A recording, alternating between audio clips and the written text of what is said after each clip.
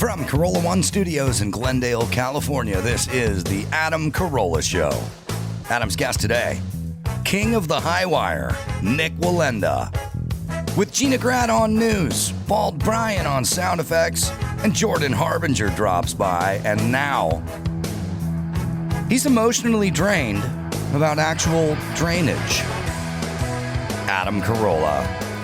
Yeah, get it on. Got to get a note. Should get it alone. Thanks for tuning in, and thanks for telling a friend. I love that about you. Saw the ratings went up last week, so thanks for sharing. Good day, Gina Grad. Good day to you. And Bald Bryan. Hey. Hey. We're going to get an MRI update from Brian in a second. Yes, I was on the phone with an attorney from Geragos' office on my ride home last night when he was like, you think we could interview some of the neighbors to test that this thing was working, that the drainage was working? And I was like, yeah, we could, or they could just fucking give me a piece of paper and I get the fuck on with my life. What you'll find about the city and the government in general is they have an endless amount of time. Their time is not your time. You measure time very differently. They could go on. They're getting paid either way. They get paid either way, and they can go on with the same. You could do battle over the same whatever with them in perpetuity, and they don't care. They're happy to do it. They just get paid. That's essentially how they work. So yes. So now we're going to have to craft a letter to the city with Geragos's his name on front of it, or his stationery and his crest, and we'll see if we can get some satisfaction. Although the satisfaction with the city is always just getting back to zero. Yeah, right. It's always just back. You never win. It's just degrees of losing. Yes, I learned this many years ago when I was doing Kevin and Bean. I used to yell about it on the air back in the 90s, but just about 2 blocks from here, where the studio is, there's this intersection in Burbank, and it was the T-shaped intersection, and it was the one where the street would go by the mall in Burbank, where the movie theater and the restaurants, everything, where the main drag would go through Burbank and just run into the mall where the P.F. Chang's is. And at some point in the mid-'90s, I had scurried across the street. I told you guys the light was green, but the don't walk was flashing. I walked across. I made it to the other side. I was so much on the other side. I was so safe on the other side that the cop who wrote me a ticket, the motorcycle cop, went the same direction I went after I went. So he literally scurried across on his motorcycle after I was standing on the sidewalk, and he was giving me this explanation about how it was unsafe, what it is that I do. I love the safety issue. I love if you're doing 84 miles an hour on the Grapevine with the sun shining and 10,000 mile visibility, and the cop going the other direction on the Grapevine hits you with the radar detector, and that guy does a full Dukes of Hazzard Brody and comes across the median and shoots gravel onto it and fishtails and catches up to you. He then gives you a safety explanation about you going was unsafe. 84 miles an hour in a straight line. But this guy gave me a safety speech, and I just said to him, hey, man, I'm going to fight this ticket, because why wouldn't I? I just walked across the street in a crosswalk, and now you're giving me a jaywalking ticket, and I'm standing on the other side, and the light's still green my direction, and there's nothing going on. He's like, well, go ahead and fight it if you want. I was like, okay. Then you have to go down to the court. You have to pay in full. So they have your money in full, and then you have to go prove to them why they should give it back to you. I then made a court date. I then went back, and this is our White Lives Matter speech, brothers. I then went back, and the cop never showed up because he probably knew he didn't have a great case, and the judge threw it out, and then everyone kept saying to me, you won. You won the case. And I think it's like, did I win? I cut him a check for $111, and I got it back after 3 days of going back and forth to the fucking courthouse. What did I win? That's a Pyrrhic victory. Yes, a win would have been that douche was never born. But I would also take him giving me a warning and getting on his scooter and fucking hitting the bricks. But no, I got a victory, and the victory I'm going to get from the city of La Cañada, if I do get it, is way too much time wrapped up into a subject that really deserved no no time. But Well, the real victory, and I'm sure it'll warm your heart, is they've changed that law, at least in LA, I don't know if all of California. You can now, walk with when it's blinking red or whatever, as long as you get to the other side before the light changes. So, Adam Carolla, lawmaker, retroactively. That's right, activist. Yeah. That and the field goal post race will be my legacy. Yeah. So I was just at the other shop, and I said hi to Judd Apatow, who's sitting down for interviews for our Mad Magazine doc. And it's so crazy, the range in people in this town. There are the Judd Apatows, easy as hell. It has nothing to do with their schedule. Jay Leno's easy. Bryan Cranston's an easy guy. Apatow's easy. Kevin Costner's an easy guy. They're just easy guys, and then there's super fucking difficult guys. And there's nothing, you couldn't do it by their income or the amount of movies they've made or success or anything. It's just, some guys are just regular, easy. They seem to be happier, the easy people. Yeah. Well, yeah, and I know you do. I do too. I have unemployed friends who are harder to make plans with than these mega stars. Yeah, and it's also like you tell Judd Apatow, 12:30, and he's there at 12:15, and Cranston same way. Like it's not. I think people mistake. It's sort of like rich people aren't nice or poor people are noble. You're a dick or you're not. It really, your income, your FICO score, it doesn't make a difference. I know plenty of fucking douchey poor people. I know plenty of flaky poor people, and I know plenty of like rich celebrities that are early. Yeah, and super friendly. Like it's just who you are. It's hammered into you at a young age, hopefully. Yeah, or it's not hammered into you, and it's like your wiring. Like I noticed, Sonny and Natalia really didn't have much hammered into them except for Hot Pockets. But we didn't have to do a lot of. There wasn't a lot of sagely advice or anything. Sonny is mellow, easy, very calls everyone Mr. This and Mr. That, very respectful, and just whatever you say to him. Like we were in Monterey, and he'd grabbed an OJ. We'd pulled into like a Starbucks or something. We're just standing there. He grabbed an OJ, and he's like, "I'm gonna have an OJ and a breakfast sandwich and a blueberry muffin." And I said, well, Sonny, the OJ's got a ton of sugar and the blueberry muffin's got a ton of sugar. So you want the blueberry muffin or you want the OJ? And he went, I'll take the blueberry muffin. And he put the OJ back. Now, if that was Natalia, we'd have to gear up for battle. 10 rounds. We'd literally have to start padding up and get. You'd still be there? We'd still be there just screaming right now at each other because that wouldn't have worked for her. But Sonny got it, okay. And it's just a wiring. Cranston has it, and Leno has it, and Apatow has it, and there are others who do not. And it's just them. I think we think becoming rich or becoming a celebrity or notable or famous turns you into that. You don't look. Mariah Carey didn't become Mariah Carey. She was always Mariah Carey. Now she's Mariah Carey that people will listen to. Right, the spotlight. Yeah, the only difference is when you're working as a waitress, people aren't going to listen to you. Like, they're just not going to let you be a diva. That was like the famous lore with Madonna when she was nobody in New York and still demanded her own dressing room and still demanded this and that. People were like, who are you? Get out of here. What are you ever going to amount to? I mean, it was just who she was. Yeah, you can't give money to a normal person and make them Madonna. Right. Yeah, and or you couldn't. Unless it's already in them. Yeah, it's got to be in them. Yeah. That the money enables them to do what they're doing, but it's there. The money's the weapon, but there's still a serial killer that lies beneath the skin. By your logic, and I think it's sound, for every $1 million I would make, I would apologize 10 times more. Yes. Well, that it is true. There is the point where you understand people recognize you and you don't want to leave the bad tip or you don't want to be rude to the Uber driver or whatever. There's another direction we can go. All right, so actually Cranston's going to be on the show tomorrow, and Apatow's over there. We wanted to talk to Brian about his MRI results, which he got today.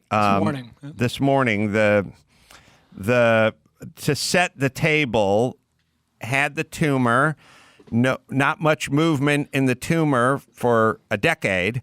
Yeah, more or less, yeah. And then some movement, and movement is bad. And then on new medication, down significantly weight-wise, down about 25, 30 pounds. And now checking to see if it in fact has moved, it has grown or changed in any way. Right. So 2 months ago, got the last MRI, and that was the one that had a couple little dots and a couple little thickening of the tumor, and that was enough to make my doctor go, you know what? This is probably the time to take a little bit of aggressive action. We want to get ahead of this thing. This is, the right time to do it. So put me on this medication, Stivarga, that I've been on for 2 months. Debilitating. You guys heard my voice for a couple months. It was pretty bad, and just the side effects were awful, top to bottom. We got the results of the new MRI today after 2 months of this medication to see if it worked. So there's good news and there's bad news. I'll start with the bad news. The bad news for all of you is if you thought that I was smug after beating cancer once, fucking brace yourselves. Because the good news is the medication worked. Oh, and it worked well. The enhancement is gone. The 2 little dots that showed up, that's totally gone. The thickening of the tumor has reduced quite a bit. The tumor may have even shrunk. Hold on, Chris, don't. I said to blow a call into Mark DiCarlo after the show. That's just. Oh, okay. Just leave that one alone. Yeah, go ahead. I'll keep going. Yeah, go ahead. So yeah, the thickening of the tumor that I saw, the little thicker on the last MRI, that was gone. Maybe even shrunk a little bit, which was an ancillary benefit. I guess if there is a dark lining to this silver cloud, it's that this medication is like, here's the conundrum. This medication is really rough on you, but it works. So we now have to decide what avenue to go down in terms of, I want to keep you on this medication. It works. And I'd like to keep you on it for a total of 6 months. But, obviously your quality of life is suffering. And what we kind of settled on, the good news, it's kind of flexible, the dosage. So he's like, I've been taking 4 pills every morning for the last 2 months. He's like, well, let's do 3 pills because you might have gotten to a level of toxicity with too much of the medication. So let's do 3 pills, reduce it by 25%. Hopefully it has the same effectiveness. You called it a different word, efficiency or efficacy or whatever. Efficacy. That's it. Yeah. So efficiency, works. When did this? The first Avastin, the first medication, was a experimental 10 plus years ago and a lifesaver. It had been recently approved for recently within a few months of when I started it. It had been recently approved for other types of cancer, blood vessel inhibitor, colon cancer, colorectal cancer, and doctors were using it for brain tumors. But what's the second drug? This is called Stivarga. It works similarly. It's a blood vessel inhibitor, so it's very similar. Was this around 10 years ago? Oh, no. This is, I'm sorry, I'm confused. Avastin was the drug from 10 years ago. Right. Yes. What's the new one? Was this one 10 years ago? This one is called Stivarga, and it's also relatively new. Not as new, maybe 2 or 3 years. Right, but the point is the first one bought you the 10 years to get to this one. Yes. This was not around 5 years ago. This only been around for 2 or 3 years. Yeah. And it works the same way, and thankfully I responded to it really well, despite the massive annoying side effects. Well, let me speak to that for a second. And first off, everyone always hates big pharma, but hey, man, they invent shit that save people oftentimes as well. Big Bryan. And I don't know, what I'm going through with the fucking city right now. Would you like the government just to kind of take this one over and handle this? I'm sorry. I look, and people go, they're profits. They make such big profits. Like, I get it. I want them incentivized to make profits. I know there's a downside to that, but I want them trying to make money so guys like Brian could be with us for a good long time. As far as your quality of life, if you want to get philosophical about it, your side effects are bad, but your quality of life is still a lot better than mine. You're right. They know a silver lining. Who's the real victim I have here? to get up and run around everywhere all fucking day and clean shit and run around and answer phone calls and stuff all day. So your quality of life is actually better, but the side effects. But if you just let the dust settle, I think the quality of life with the side effects may trump my zero side effects and horrible quality of life. You give me a lot to think about. I'll let you think about that. I'm going to meditate on that. Please do. Speaking of quality of life, I got a tweet about my dad playing the trumpet. And again, I'm on year 4 of trying to settle my dad's trumpet woes. As you know, he wanted a new trumpet for about 3 years, and then we got the new trumpet, and then he wanted another trumpet. And now he's got his $4,000 trumpet, but he wants me to take it in and have it checked out. But there's no place to take it because every place is closed with the COVID. And nothing to check out. And there's nothing to check out either. I don't know. What are the chances a brand new $4,000 trumpet is a lemon? You know what I mean? 0? Right. I bet you if I handed it to that guy from Cake, he'd put my dad to shame. Hey, Cake guy. I bet I could get Cake guy. Herb Alpert's still alive. You can Is he? use him as an example. He's probably older than my dad. I need younger lungs on it. But I bet I could get Cake guy to come to my dad's house and blow that thing silly. So we had our trumpeter send me a tweet. He's a guy who trumpets and shoots the 44. Do we have that, Max Spada? Somewhere, or do you have his tweet? I got it right here. The trumpet isn't the issues, Charlie Cook says. It's the strength of his embouchure, his chops. Long tones would good. It could also be his age. Yeah, I'm going to go with it's Pop's lip rather than the actual equipment. This is pilot error here. That's what I'm Mr. going Dawson with. said yesterday. Yes, yeah. Well, I think we all subtly knew what was going on. Yeah. Yeah. Should we listen? Can we listen to it one more time? And he's explaining to me that something's wrong with it.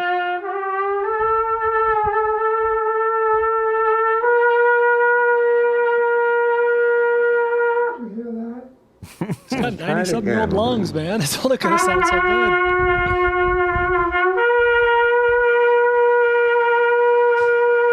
Hey, Brian, see what I'm talking about with quality of life? Did you have to spend $4,000 to buy your dad a trumpet just to have him blow it at you and go, something's off. You got to take it back. No, man, I'm winning. You're winning. That's right. That's pretty clear. Right. Go without the power. Yeah, you have a little numbness in your hand. Little limp.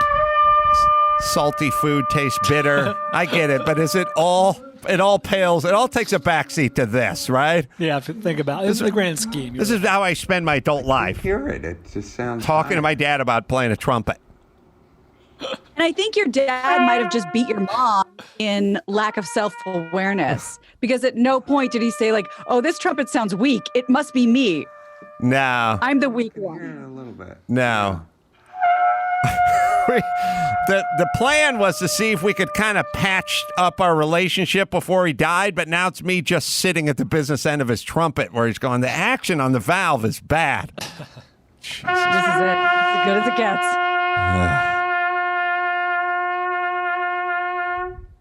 Sounds fine, right? Sounds like a trumpet. All right. So do we have our gun shooting trumpet Here's here? listener Charlie playing a couple of familiar tunes.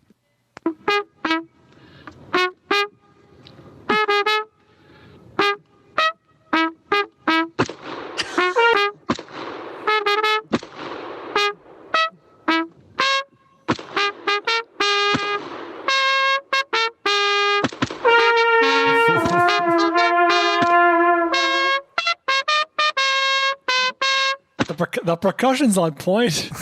God, I don't know if I want him to be my band teacher or my gun teacher. He's just proficient. I love that guy. I don't know. There's something so satisfying. Maybe it's the camera angle. We'll put You know it up what it at is? adamcarolla.com. Yes. You know what you're satisfied by? That all of this is being done in a tie.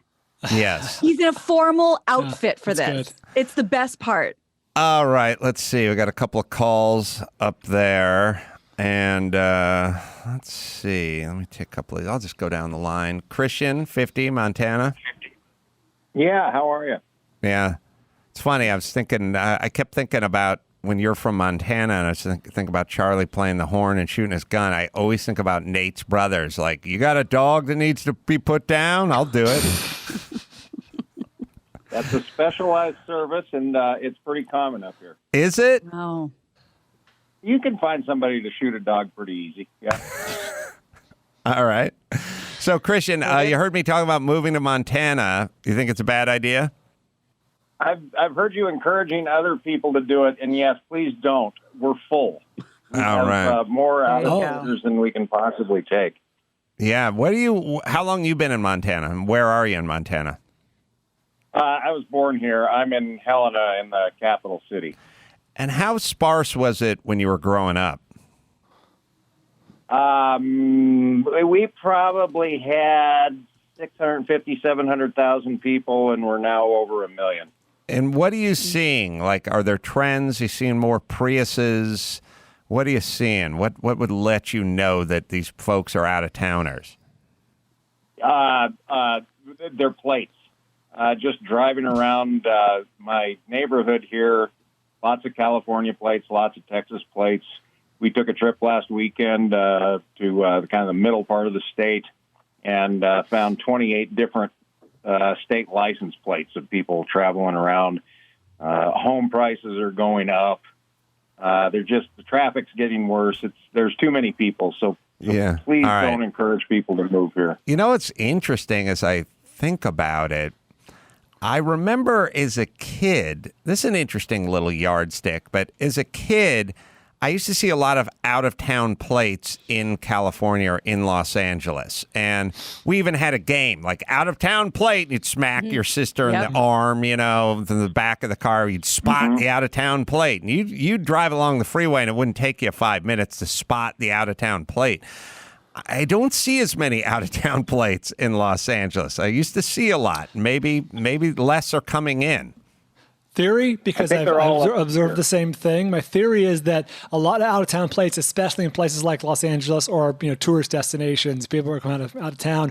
Rental cars, people get them to the airport, they drive them all over, go to Universal City, go to Disneyland, go to wherever. Now with the advent of Uber and Lyft, I think you see a lot less less rental cars on the road. But I think a lot of the out-of-town plates, or a portion of the out-of-town plates, are people who've relocated here and leave the plates on their car for X amount of months or even longer, which I'm not seeing. You know what I mean? So that is true, but the law is, it used to be, because my girlfriend had New Jersey plates way back in the day. You had to change it within 6 months. So that's a pretty smallish, people, of course, push it. I think everyone milks it as long as they can milk it because they think they're not going to get tickets or whatever it is. But I just don't see as many out-of-town plates, and I'll bet you Montana's has gone up while Los Angeles or California's gone down. And of course, your greatest citizen left almost immediately, the great Evel Knievel.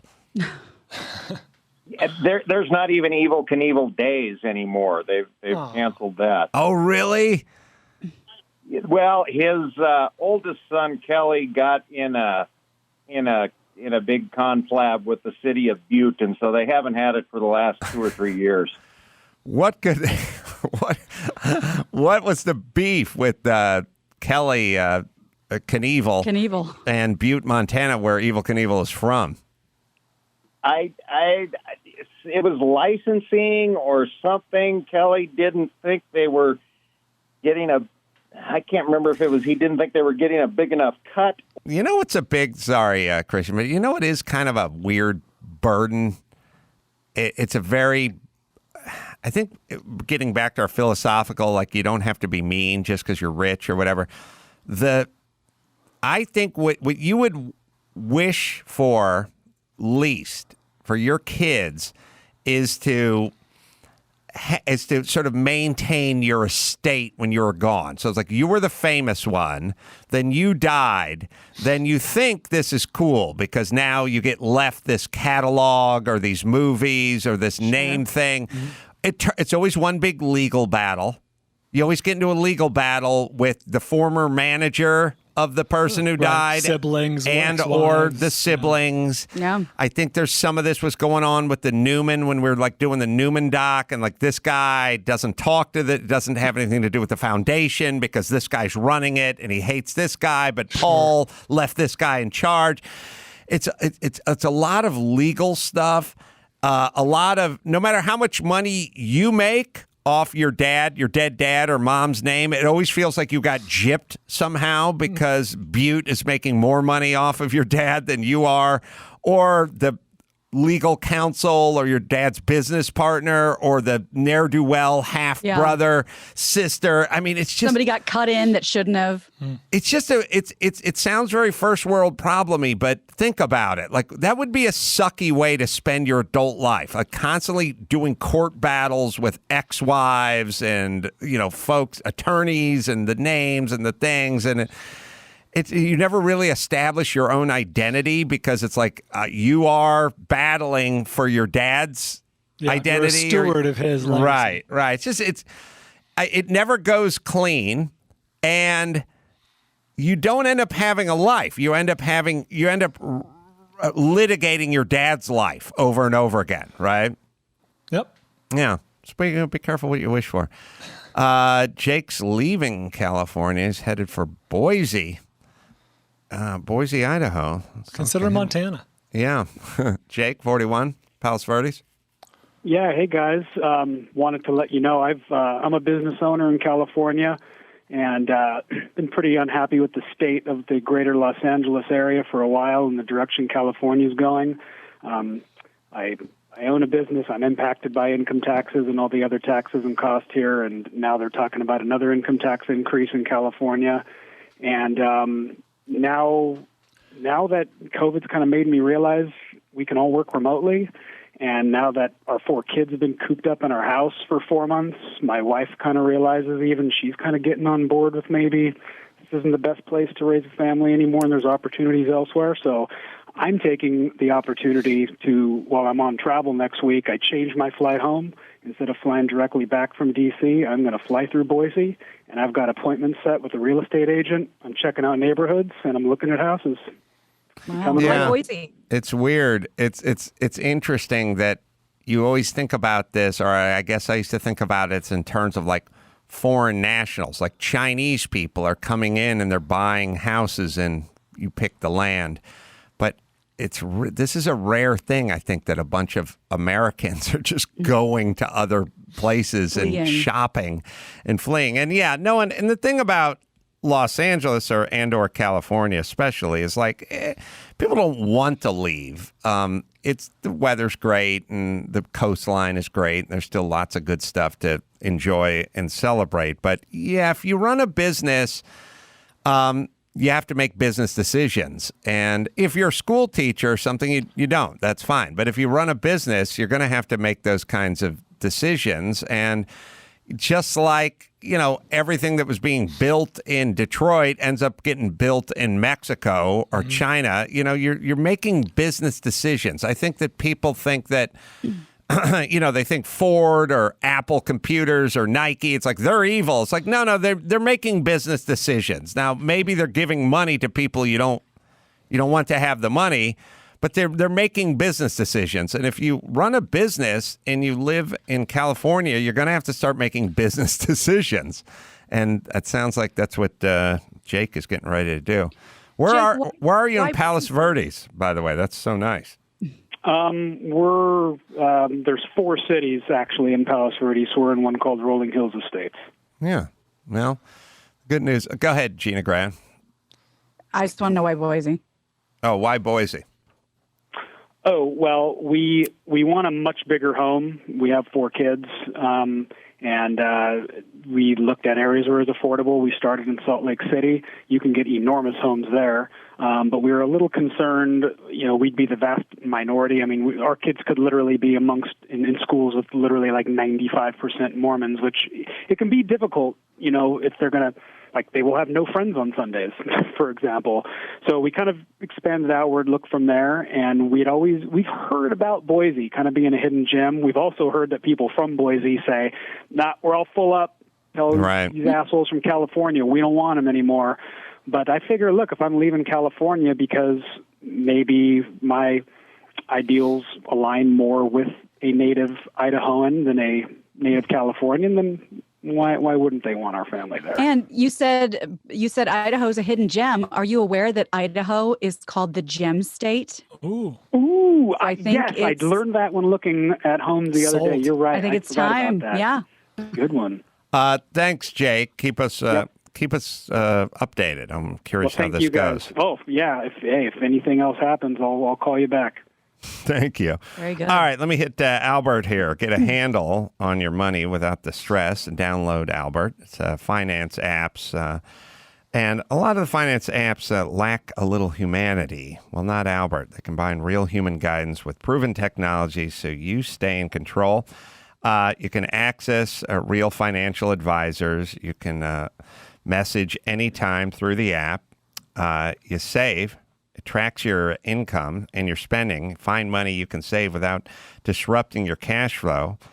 Albert users save an average of $400 in just 6 months. So you can be more efficient. You can save more, and you don't have to interrupt your lifestyle.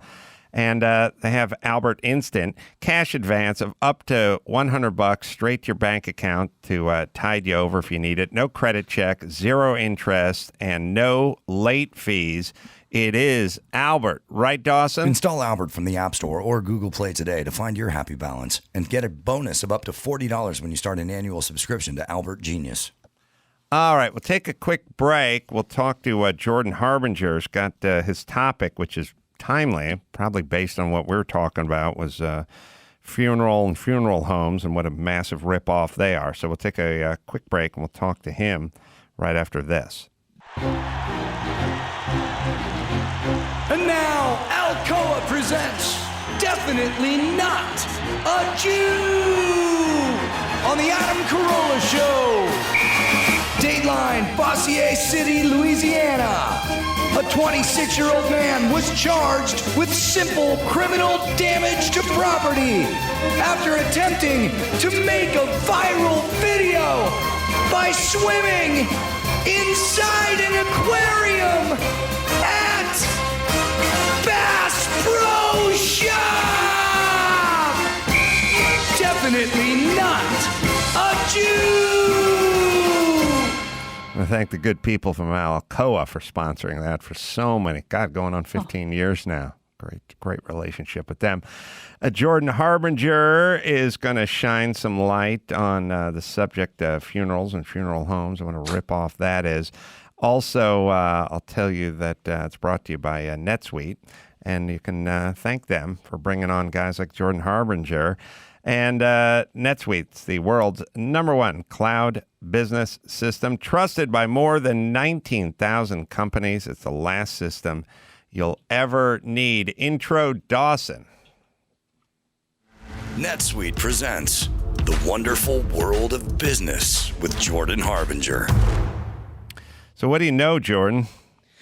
Well, all of us are going to have to plan a funeral at some point, whether it's somebody else's or ours, but chances are both. And it's a $20 billion business in the U.S. alone. So there's a lot of people dying. And the costs have gone up 1,300% since 1980 or so, which is when, I was first coming into the world. So the difference in a funeral price between me burying or my family burying my grandpa and somebody who dies today could be upwards of $10,000 or even $50,000. So it's insane. It's right up there. There's certain things it's like couples who get married and they don't live in a house and they don't own a condo or any kind of property, and they're spending all their money on a European vacation. They're going to honeymoon in Europe, and I'm always like, take that money and put it into a condo in Sherman Oaks. Or just the wedding. Yeah, or just the wedding, right? Like save that money and buy something. And you're literally just bearing money in this case. And also in a world where we understand that buying airline tickets in advance saves you a lot of, like if you're planning a trip to Phoenix, you buy your tickets 5 weeks in advance so you don't get gouged buying them 3 days in advance. we all may not know if we're going to Phoenix or not, but we're all going to die. Like, we all got that. Yeah. And it strikes... It's a euphemism. You never know when you're going to Phoenix. That's right. You never... What strikes me is I'll bet you most people die, and then you make the funeral arrangements after the person dies, including... I'm speaking from experience, a $13,000 casket that I bought my father-in-law. And there's no doubt that if that casket or any of this stuff had been paid for in advance, it would not cost what this cost. But they know it. I think it's an emotional thing that people don't want to deal with it. And so they just do it all at the end. I woke up in Phoenix this morning. That's not You're definitely on the right track. I mean, the death business plays on your grief. So they know that the last thing you want to do when your loved one dies is haggle over pricing, shop around in comparison shop, put your foot down when the bill gets too high and complain about how they're price gouging. Most people can barely make it through the day without falling apart, much less with an experienced vendor who's sort of trying to pretend that they care about your situation while also jacking up revenue as high as possible in every conceivable way. I'll tell you, they know this. The real grieving begins when the funeral ends and everyone from the family comes up to you and goes, "Hey, thank you. Hey, thank you." Mm-hmm. And you go, "Whoa. Why are you thanking me? What'd I do?" "Thanks. Hey, I really appreciate it." And you go, "Okay, what? Really why are you thanking me?" It's like, "Oh, you paid for everything. You paid for everything." And I'm like, "Oh, okay. You're welcome." First time hearing of it. Yeah, 20-something thousand bucks. Yeah, it's awesome.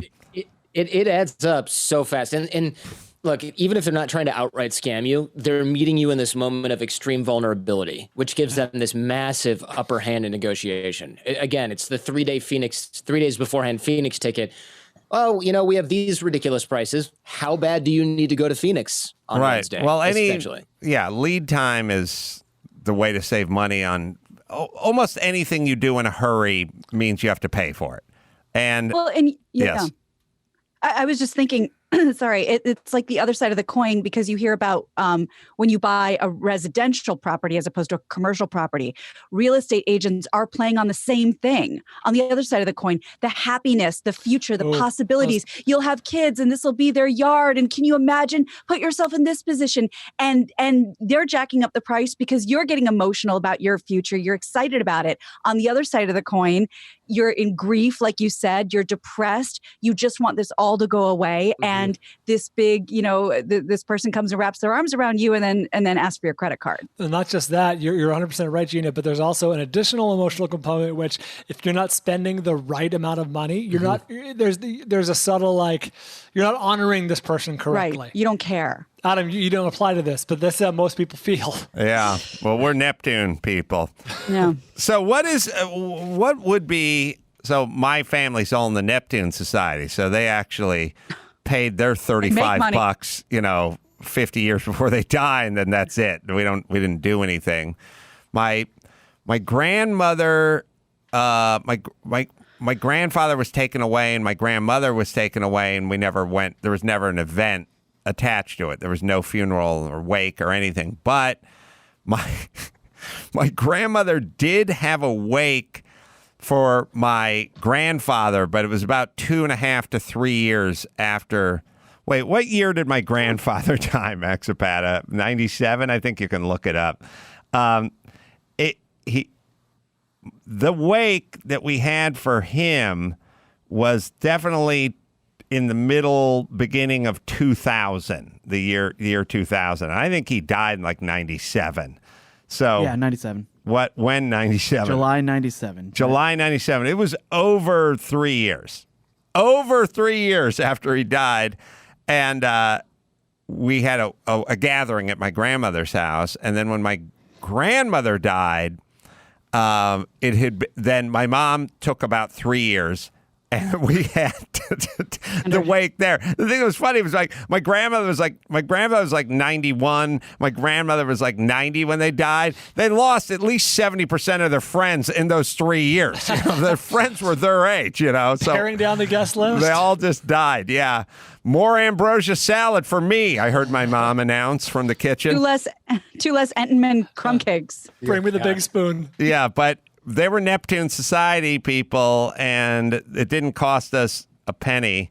I just remember sitting next to one of my grandmother's old friends at my grandfather's wake, and she was explaining that she turned on the TV, and it was 20 minutes of me talking about defecation. She kept saying, I don't know. Got half the episode? I don't know who these people are. It's the weird old people who confront you all the time. You know what I mean? Like I turned on TV last night and you were on and you were talking about defecation. By the way, the thing about these fucking people that I hate is they know everything and they know nothing. So when you were just talking about defecating for it was 20 minutes, and I go, I'm sure it wasn't 20 minutes, but what were you watching? Oh, I don't know. What channel? I don't. Well, what was I with? Was I with Dr. Drew or was Jimmy Kimmel? Was it a man? I honestly, I couldn't. Okay, you can't tell me anything about it. You're telling me I talked about defecating for 20 minutes. You don't know the person was sitting next to me. You don't know what channel it was. I don't know if it's a rerun, but that's how that's all I remember from my grandfather's wake. The only thing I remember from my grandmother's wake is one of the old friends innocently doddering over to my mom, who's always a depressed mess and hates her mom's guts. And she went to her and she went, Helen Gorog was your mom. Oh, that must have been an interesting life. And I was like, all right, Mom is going to break down into a heap of tears, or she's going to start screaming about Child Protective Services. I don't know what's going to happen, but I'm getting the fuck out of here. Those are my memories. Those are my lasting memories. Well, you know what part of your content makes an impact when they only remember the defecation and not the channel and not who hosted it with you. So that's good survey data. I kept saying to her, I can't talk about defecation on TV for 20 minutes. It was a full 20 minutes. That's all I remember. Yeah, tell Edison Research. They're going to want that data, I think. How do we save money then? What is the plan?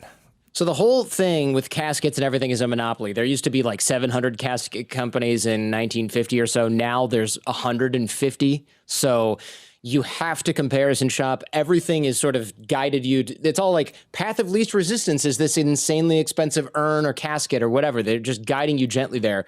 And the markup is bananas, 300 to 500%. So of course, you mentioned it earlier, plan ahead, but don't just go in earlier. You have to negotiate the price of every individual item. And they have to, by law, show you that. A lot of people don't know that. They'll be like, oh, here's this package we have, and you negotiate $1,000 off this $14,000 funeral package.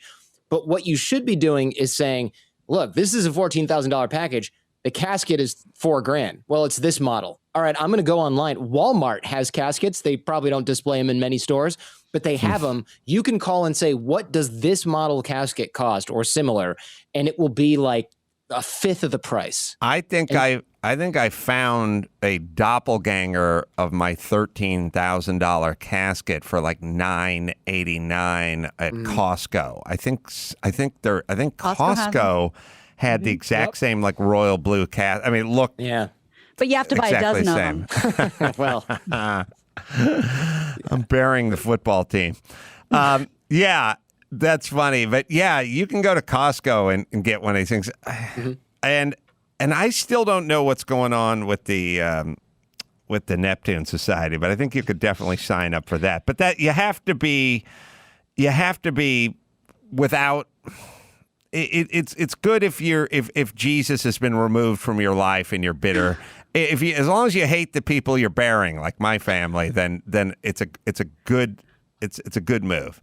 There's one more option, and it's talk about a pain in the ass. They have to turn you away 3 times. You could convert to Judaism, where you're supposed to be, you're not embalmed, and you're buried in a pine box. There There you go. I think There you you could go. you might be able to just lie about that. I don't know how much they check the deceased for official conversion. They'll check with family members. They don't play.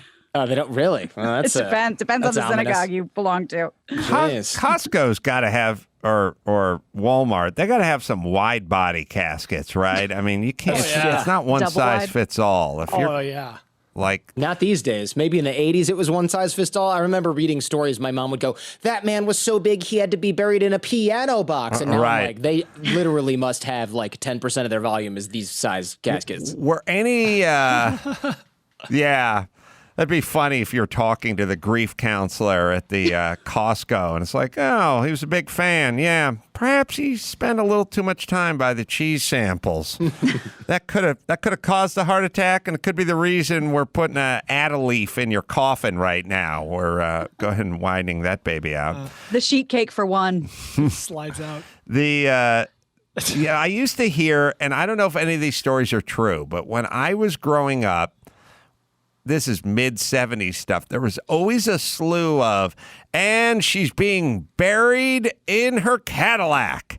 Like she loved her Jaguar, and she wanted to be buried in it, and she's going to be buried in it. And I'm like, I was 9 going, is that true? Like she wanted to be buried in her Cadillac, and so her wishes were to be buried in her. There was a lot of those. There was the piano box.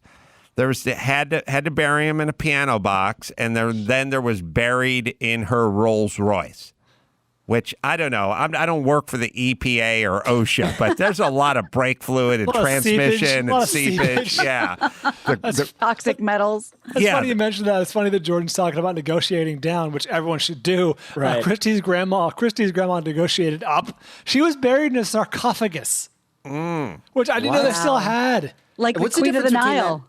Yeah, I don't think it was gold. That'd be absurd. But it was a shiny, heavy sarcophagus. Is that different than a casket? Yeah, the Or is it casket just- goes inside. The casket goes inside the sarcophagus. she Oh, basically. that To seems be unnecessary. preserved. Yeah. Yeah, it's like the coffin wasn't enough. She needed a coffin coaster or coffin condom. A coffin cozy. Or cozy, as long as we're doing alliteration here.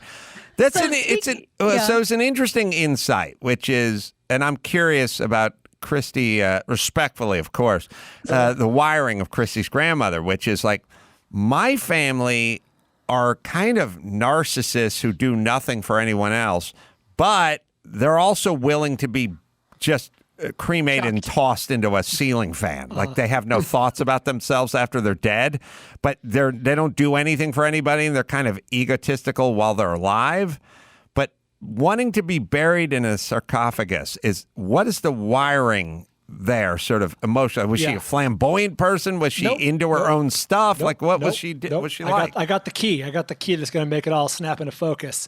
I didn't know the woman well. I was only married to Christy for a few years while she was still alive. Very sweet lady, but she was very religious. And I think I think that was the way to honor the body and the spirit. You know what I mean? She gave a lot of money to Kenneth Copeland and a lot of online. But Jordan, maybe you can do a segment about that sometime. Televangelist. I just thought, I'm like, I am writing that down right now. So I think that was a way for her to honor the Lord and the spirit and the body. You know? Wow. So she sort of with the thought that she would want to be in good shape for Keep in mind, I think very religious people are a segment of them believe that when Judgment Day comes, the souls that are buried in the earth, the pure souls, are going to get taken up to heaven. How's her soul going to get out of a sarcophagus? How are they going to get the box open? Don't make in Jesus there. work that hard. Right, but it seems like she wanted a little bit of the Tupperware effect versus Could be being I cremated. didn't discuss it with her, but yes, I see. Interesting. So, Adam, with all of this conversation, are you going to let your father be buried with the trumpet that he hated? God. Or are you going to want to return on that investment? Jesus Christ, yeah. Who's going to get the trumpet? Oh wow! Yeah. The one asset that he has, you bought it. Well, maybe I'll bury it with him so we can hand it to Gabriel, and then Gabriel can go, no, the action's fine, Jim. Turns out you have a horrible lip. Here you go. Maybe that's how it'll work. I don't know much the about move. religion. All right, Jordan. The Jordan Harbinger Show, by the way, podcast available on Spotify and Podcast One as well. And you can say hi to him at his website, jordanharbinger.com. Do we have an outro? Ah, what a wonderful world of business. Jordan Harbinger, brought to you by NetSuite. Yeah, I want to thank our partners over at NetSuite and tell you guys you can schedule your free product tour right now and get a free guide, 7 key strategies to grow your profits at netsuite.com/Adam. Support a great sponsor. Jordan, always thought-provoking. Thanks for joining us. Great to see you. Thank you, Jordan Harbinger. All right, let's see. We got a couple calls up there. Nik Wallenda of the Flying Wallendas, and the guys walked over the volcano last we saw him. Awesome. It's going to be up in a second. Let's see. He's done steepest incline, walking up a steep. Oh, that's tough. Yeah, 19-degree incline. Walking a tightrope that in going uphill's got to be rough. He's done the highest blindfolded walk at 500 feet. And those are both the same day. In Chicago. That's before lunch. What has he done lately? Yeah. He's done the highest wheel of death, which is where you stand outside the wheel and the wheel like spins around and you run on top of it like a dyslexic hamster, I meant. I think that's the wheel of death is, I think, the guys who run outside of that big wheel on top of it. Like a log roll, but with a Ferris wheel. Right. He's done the longest tightrope crossing on a bicycle, almost 250 feet in Newark, New Jersey, and the highest tightrope crossed on a bicycle as well at almost 250 feet in the Bahamas. So talk to him about his book and how he works and how he thinks. Let's see, one more call left. Jeremy from Charlotte. Jeremy? How's it going, guys? What's going on? Sorry, Bald, in advance. I'm going to bring up another short subject for you, but ACC or the Pac-12 and Big Ten canceling college football this fall. Just wanted to get y'all's thoughts on the whole situation. Where you think they'll be able to play in the spring, or what's it going to be like without college football? What are we looking at? I don't. I'm confused by this whole thing. I feel like it's not really killing young people, and I also feel like you're going to get it. I just think you're going to get it. We're not talking about quarantining these guys. We're just saying they can't play. I don't know. I watched my favorite show came back on the other night, Hard Knocks Training Camp, and the entire first episode was just dedicated to people spraying on hand sanitizer and getting their nostrils swabbed. It was the most boring episode ever because it was all just, we need to distance, we need to safely distance, like all the stuff you've been hearing over the last 5 months. That was the entire episode, and I get it. That's kind of where we're at, and they got to cover it. But it really ruined. It's like my favorite show, and it ruined the first episode. Hopefully, we'll get to the action next week. It was Zoom meetings, and I spent all day on Zoom meetings. I don't want to turn on Hard Knocks and watch more Zoom meetings. It was more Zoom meetings about being safe. I don't. I'm confused, but I don't know. I feel like these are some of the best, youngest, strongest guys on the planet, and I don't see why we can't play, but. Who knows, but Brian? Adam, I agree with you. You're talking about the 60 kids that are on scholarship who are peak athletes in their early 20s, late teens. But there's more people who are trainers and coaches and staff and just whatever who are just on the sidelines handing them water or washing their clothes or taping them up. It's not just the athletes, which I agree with you on, but there's a whole support staff that are not in the peak physical condition. Well. You know, my feeling is look. Got some tips on discount funerals, discount coffins for him at least. It's not going away. So we have to make decisions. Then that's going to have to involve some risk. And if you're a team trainer and you're 77 years old and you have some issues, you might have to sit that season out. I mean, if you're an old teacher, don't go back into the classroom. If you're 26 years old and you're strong as a horse, then you go back in the classroom. We're going to start modifying things. But this whole just sort of shut it down, I don't know. I feel like we're getting past it. There's maybe some protocols. The death rate seems to be down. I don't know. What's crazy is we know how much these colleges rely on this income. This is one of the biggest sources of income. I know. For them. So the fact that these two major conferences decided this independently, they want to play football. They desperately want to have that TV revenue, that whatever. I agree. They don't want to cancel the season. I know. I wonder if the litigious part of our society is just Possibly. so great now that if one kid died, the school would literally go bankrupt. Yeah, and there'd be no way, there would be no possible way that if some young person died or assistant coach died or whatever, they would bring up 7,000 protocol interruptions or irregularities. They go, here's a picture of you not wearing a mask, talking to the team on there would be. Did you Purell 7 times in that hour? They would destroy them, and I think maybe that's it. Jeremy? And aren't these the dominoes that are falling? Because like NCAA, they mandated, right, that that you still get your scholarship if you opt out. They're not going to try and force you. And we had Bob Costas on Conway last night, and he reminded us, as you've talked about before, that this is sort of a domino effect because these big football teams and some of the basketball teams, that's what funds all the other sports. The girls teams, tennis, golf, whatever. So they canceled volleyball. They canceled all fall sports, right? And so a lot of the spring sports in jeopardy because, like you said, football revenue pays for the entire athletic department for the full year. So yeah. But if we're supposed to, if we're on track to have a vaccine by early next year, are they just hedging their bets, and then we're just going to get an onslaught cornucopia of every sport that's ever been played in the spring? I don't know.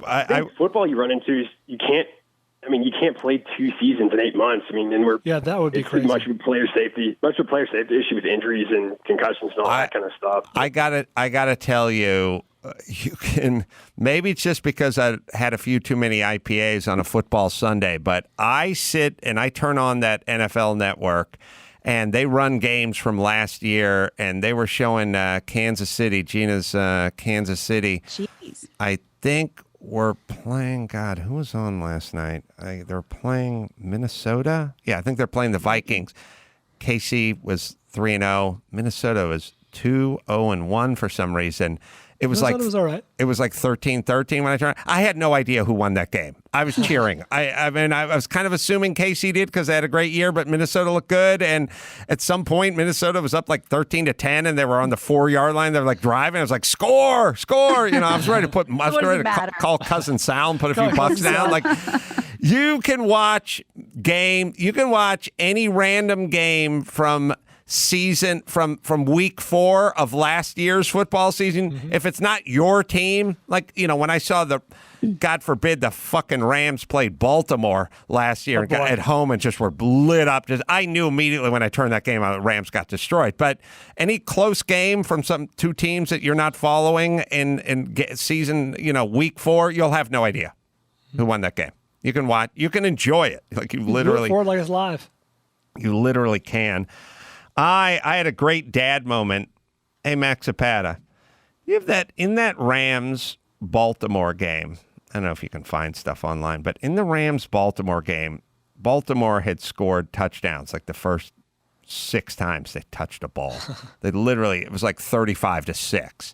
Yeah, they came out of the gate so strong at the beginning of last year. They just dominated. And he threw a pass down the field, and the tight end caught it, and he looked back, kind of went over his shoulder, caught it, and started, took a step and a half. The DB punched it out. The ball was loose, and the Rams recovered. And I'm like, all right, well, they need that if they're going to start coming back. And then they did the no catch ruling on the field. Yeah, not possession long enough. Yeah, and it's like he turned around and he caught it, and then he started running, and then he got it punched out. I don't know why that's not a catch. No one can fully explain. Like, he didn't have it long enough. I don't know. How long do you have to have it? He caught it. Like, my feeling is once you catch it, it can be stripped. If you're juggling it or you haven't caught it, then you didn't catch it. But if you catch it, It doesn't need to be a period of time. You caught the ball. I mean, we've all seen the sort of button hook move where the guy catches it and then goes to turn. It gets punched out, but he caught it. Like, I don't know why. I don't get why it's not a catch. And I was yelling at Sonny. Poor Sonny. He had to come in and watch this with me. But my rule is, if the DB was never born, would the guy still have the fucking ball? And if the answer is yes, then the DB punched it out. It was a pure punch-out move. It drove me nuts. Sonny hates it because I have the remote when I can reverse it and show it again and reverse it and show it again, and it took 40 minutes. The one that can't rent your special? The one that one that doesn't work on my comedy specials. It's Sonny. That's his remote. Yeah. All right. Anyway, Nik Wallenda is on. I don't know if you can. I know NFL probably doesn't put that stuff up on the ultranet. Yeah, I mean, there are ways. I'm trying to find it. The definition, the tight end sort of turned back, caught it, and then turned forward and started to run, and it was punched out. I'm like, but first he caught the ball. I don't like that. It also removes exciting plays, and I don't like it when you remove skillful plays. Like the DB made a good play and punched that ball out. Also, my Rams were down, I don't know, 35-6 or something at the time. It was embarrassing, man. All right, let's see. Let me hit Simply Safe here, and then we'll talk to Nik Wallenda about facing your fears. Who knows better? Simply Safe. No one should feel unsafe at home, period. Fear has no place. Well, that's the theme for today. People, protect your home today. Get free shipping at simplysafe.com/Adam. All right, we'll take a quick break. Come back with the high wire specialist, Nik Wallenda, right after this. The Adam Carolla Show presents Nik Wallenda's birthday cocktail party for January 24th. Let's see who's invited. From The Office, Ed Helms. Actor Matthew Lillard. Yakov Smirnoff. Direct from Reno, Neil Diamond. Pour him a drink, he'll tell you some lies. Phil Lamar. John Belushi's here, and he wore a toga. And Manson family victim, Sharon Tate. Sounds like a party. Let's get back to the Adam Carolla Show. Man, I was ready to give up on your birthday, but then a few strong names came in toward the end. Showed up. Yeah. Finish. Salvage that party. Good to see you again, Nik. Yeah, good to be on. Thanks. I think the last time we spoke was on Take a Knee, and you were getting ready to walk over the volcano, which I think we all saw on TV. Mm-hmm. Saw live.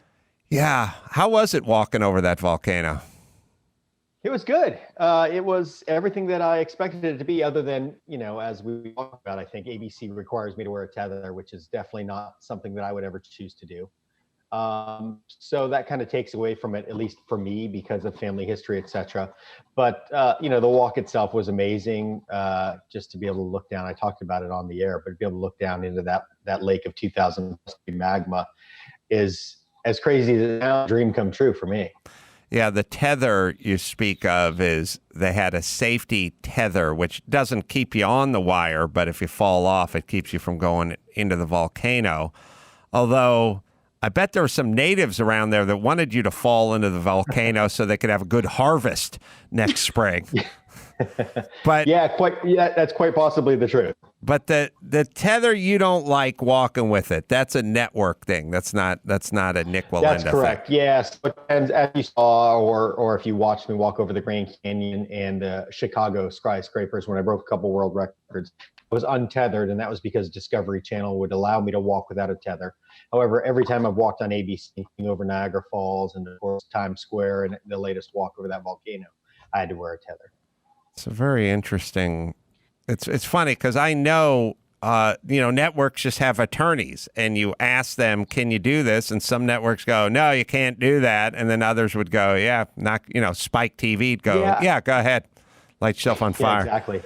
Unfortunately, Spike TV doesn't have the pockets that are deep enough to afford to fund a walk like that. Otherwise, trust me, I'd be on Spike TV because I would have to wear that tether. But yeah, look, the reality is I went into many meetings with the legal team at ABC Disney and actually went all the way up the chain to the top and thought I was going to get approval to walk without one for that volcano, and ended up 2 days prior finding out that I had to wear a safety. Well, if you had any huevos at all, your first move would be to pull out just a big thing of bolt cutters. Just pull it out of your back pocket and just snap it right in front of the man and stare right into the camera like Jim Morrison on Ed Sullivan. That's right. I'll never and then forget continue the conversation. I'll never forget the conversation I had just before I got on the cable over Niagara Falls, and it was with the president of news at ABC. And he said, I want you to understand, if you remove this tether, A, you will not be paid, and B, I will lose my job. So please keep the tether on. Oh, wow. But just to put a different spin on it, for anyone out there who even remotely was the armchair acrobat saying, oh, he has a tether, you know what? You put on a tether, you do the same thing. Be my guest. I'd love to see you walk over a volcano. You have a tether. Go for it. Well, yeah, look, the reality is if I had to use that tether, rescue would have been nearly impossible. And clearly we didn't talk about this in safety meetings with the network. But the reality was, because of the way it was rigged over that volcano and the fact that volcanoes aren't exactly designed to walk a wire over, the tether would have pulled me out away from that wire, probably about 35 or 40 feet. Well, my rescue team, the only means of them rescuing me is on that main cable that I'm walking on. So the reality is they wouldn't have been able to get to me anyways. Again, we didn't really talk about that. Of course, there was a reason why, but that's just the reality of it all. Is it would have swung way over to one side. You should have fell, security man. theater. Yeah, great TV. Where? Yeah, although that would be a sucky, lousy way to die. Where is the? Obviously, you're always planning your next walk.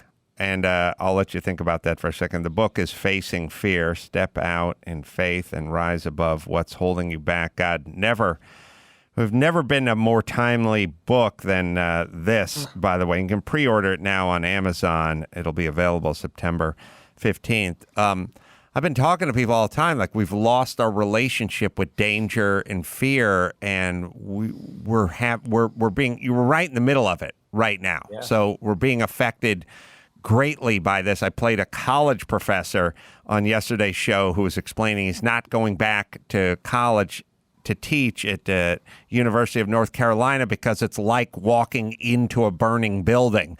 And I thought, this guy's grown up with too many ideas and too much air conditioning and not enough things that could actually hurt him. So there's two things that happen when you grow up in an environment free of things that can actually hurt you. One is you start creating things that can hurt you. And then B, and this is the one that's mostly true, is you can't gauge the danger of things. You know, there are people that are scared to swim in the ocean because they think they're going to get bit by a shark.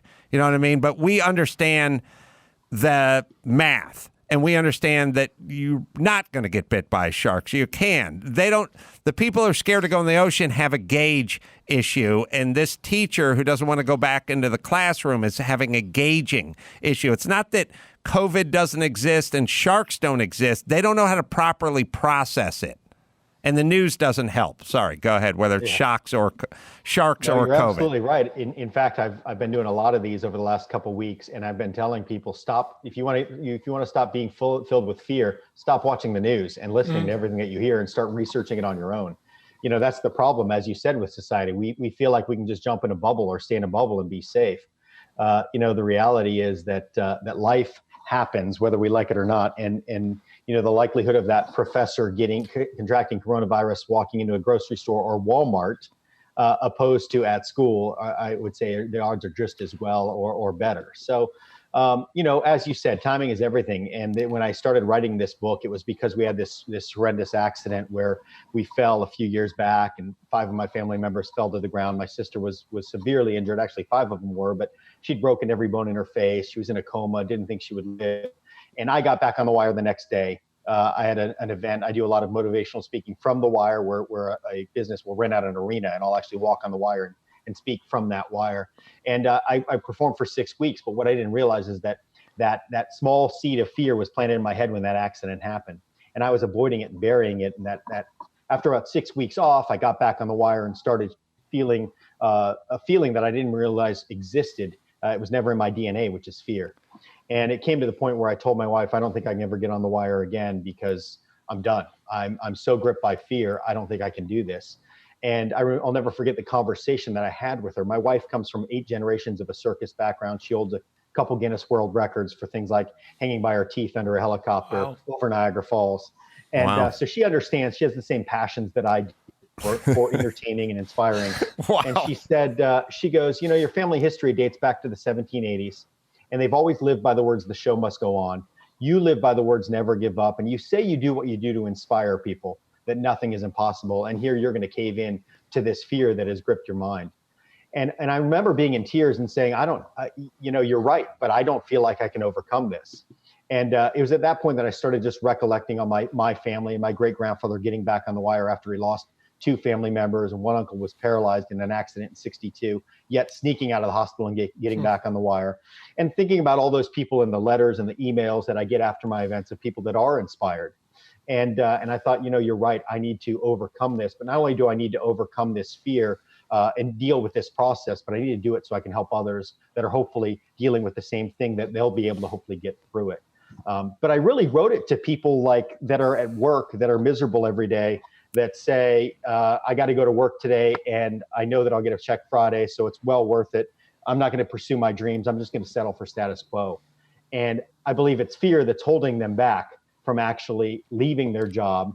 And I tell people, look, in the book, I talk about it. You got to use wisdom. You got to be smart. Don't quit your job. But when I was pursuing the dream of carrying on this legacy, it wasn't like it was just handed to me. Here's the Wallenda name. Go out and make a living.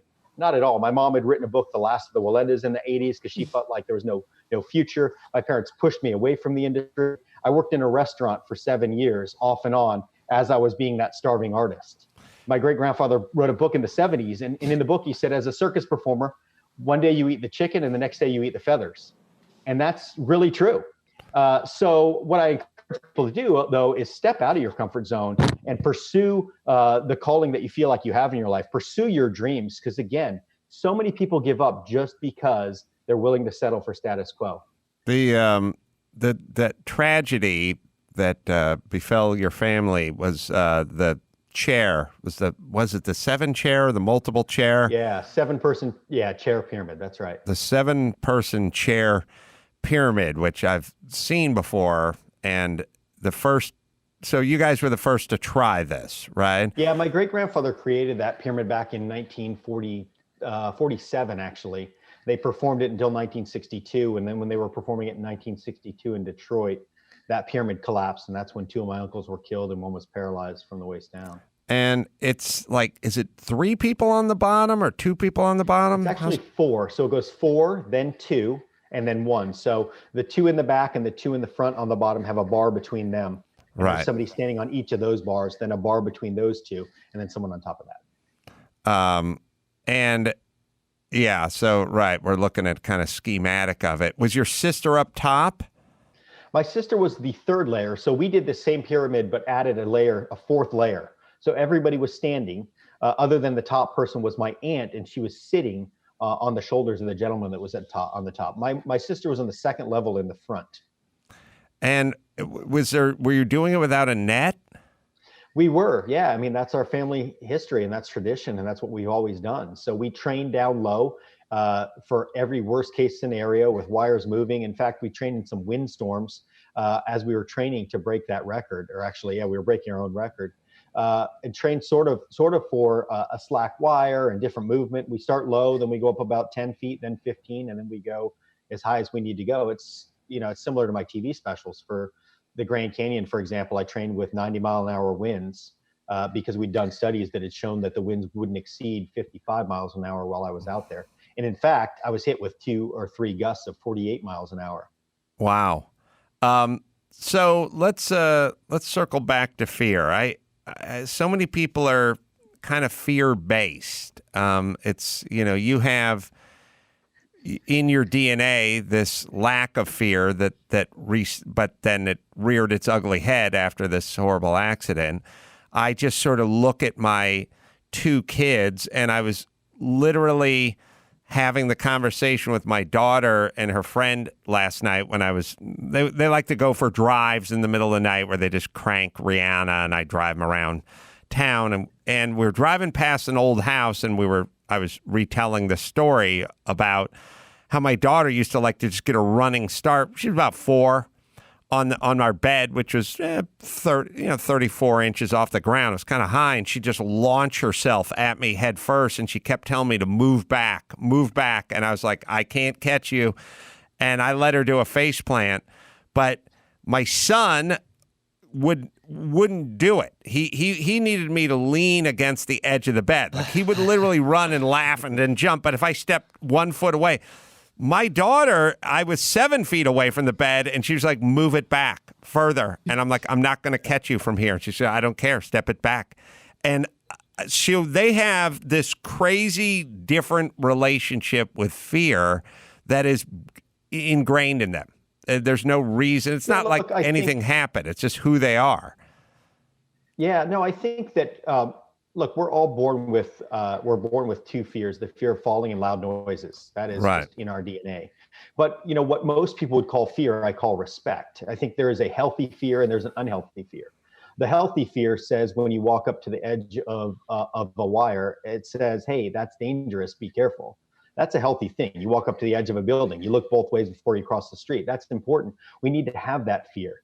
And again, it can be called fear, it can be called respect, but I think that's a fine line between the two. But then there's an unhealthy fear that holds us back from doing things as well that we should do. And that was what I was talking about a few minutes ago, whether it be pursuing our dreams, pursuing something that for some reason, look, I could be successful, or what in my mind, of course, success is different to everybody, but if I would just step past that fear. But so many people are so scared to step through that. And step out of those comfort zones that they'll never achieve full success in their minds, or really fulfill the calling of who they are or who they're supposed to be, in my opinion, which brings true happiness. It would be nice if we could start cultivating a fear of languishing in a shitty job for 40 years. Like everyone always talks about the fear of starting their own business or quitting their job or whatever. As I think back on my life, I had a fear of having a shitty construction job my entire life. I had a fear of not being able to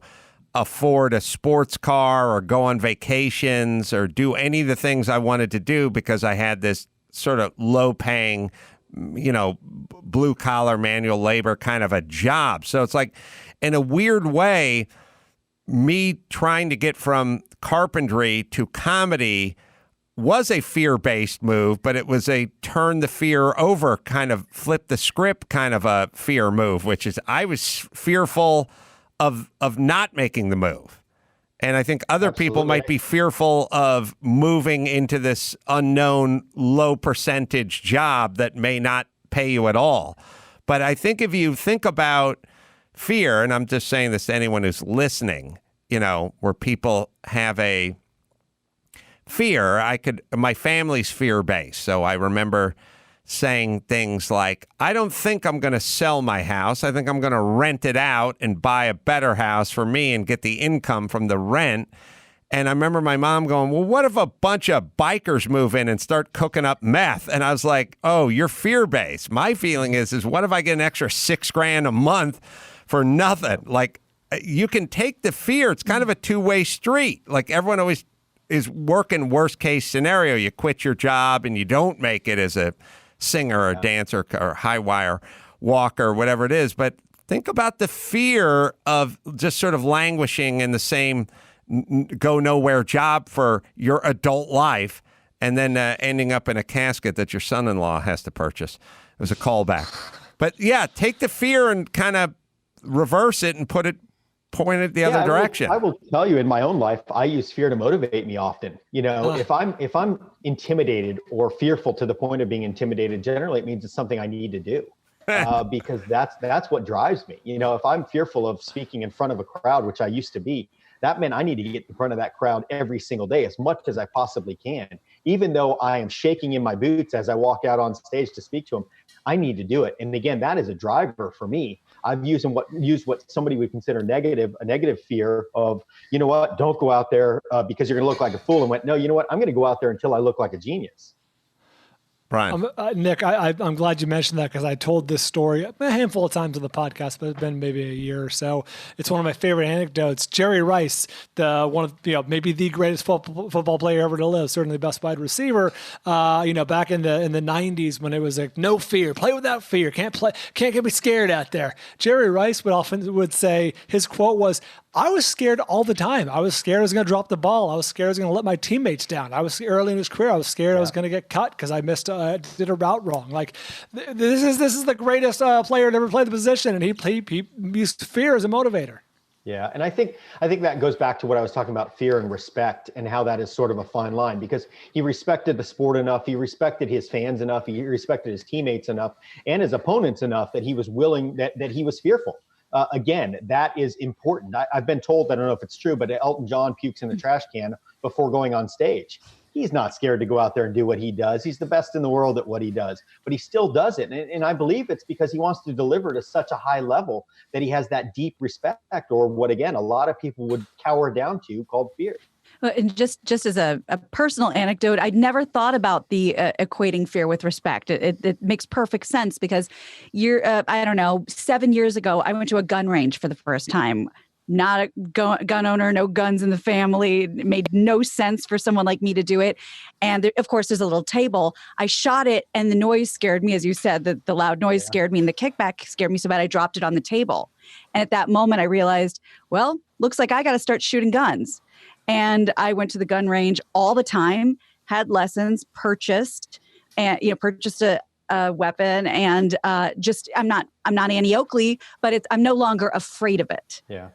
Yeah, I think a lot of people will not pursue things like that because of fear of failure too, fear of being too scared to shoot a gun, or fear of failing in a job. And I always tell people, look, you can't be successful without failure. Failure is just a stepping stone to success. You have to take those steps of failure. Every time that I've been knocked down, it's made me a better person, taught me so much more, and it's led to success. You can't get to the peak of the mountain until you go through the valley. And that's so true and so real. And people don't realize that. They give up too soon. They give up because of that voice of fear, or that thought of fear. That's what I tell my kids. I'm like, look, of course you're going to fall in a volcano now and again, but you get up, you dust yourself off, and you get back on that horse. You understand? You get the magma out of that horse, but a different horse. Yeah, you get back on that high wire. There's another, as we're exploring fear, and I'm thinking about experiences I've had in my life, because there's a whole bunch of different ways. And I agree. I like people that have a little fear of the guy. We all know the difference between going out to meeting a friend for lunch, the Mr. On-Time friend, versus the roll-in 10 minutes late friend, right? And when you're driving to meet Mr. or Mrs. On Time, usually Mr., and they're always on time friend, you have a little fear of, like, I don't want to be late. I don't want to make this person wait. And like when I used to work with Jimmy Kimmel, Jimmy was so professional and he was so good at what he did and he was so prepared all the time that I had a fear of letting him down. I had a fear like I was going to flub my cue cards and he was going to get his I knew he was going to get his perfectly. So I would sit in my room and read my cue cards over and over again because I have a fear of like stopping or being interrupted or screwing up the bit or whatever it is we're doing. I always had this sort of fear of letting him down. So if you surround yourself with really talented people, are like focused, hardworking, dedicated, whatever, then you get a healthy fear of being the weak link or letting that person down. No better example than the 7-man chair pyramid. I'm guessing you can't be the weak link in that endeavor, right? Yeah, no, you're absolutely right. That is one of the biggest challenges of that trick. Is it's literally each of our lives are in the hands of 6 other people, and we are trusting them.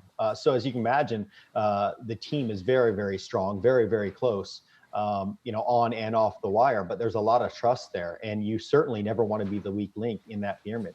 As you talked about Jimmy Kimmel, I think that just proves that he was a great leader as well.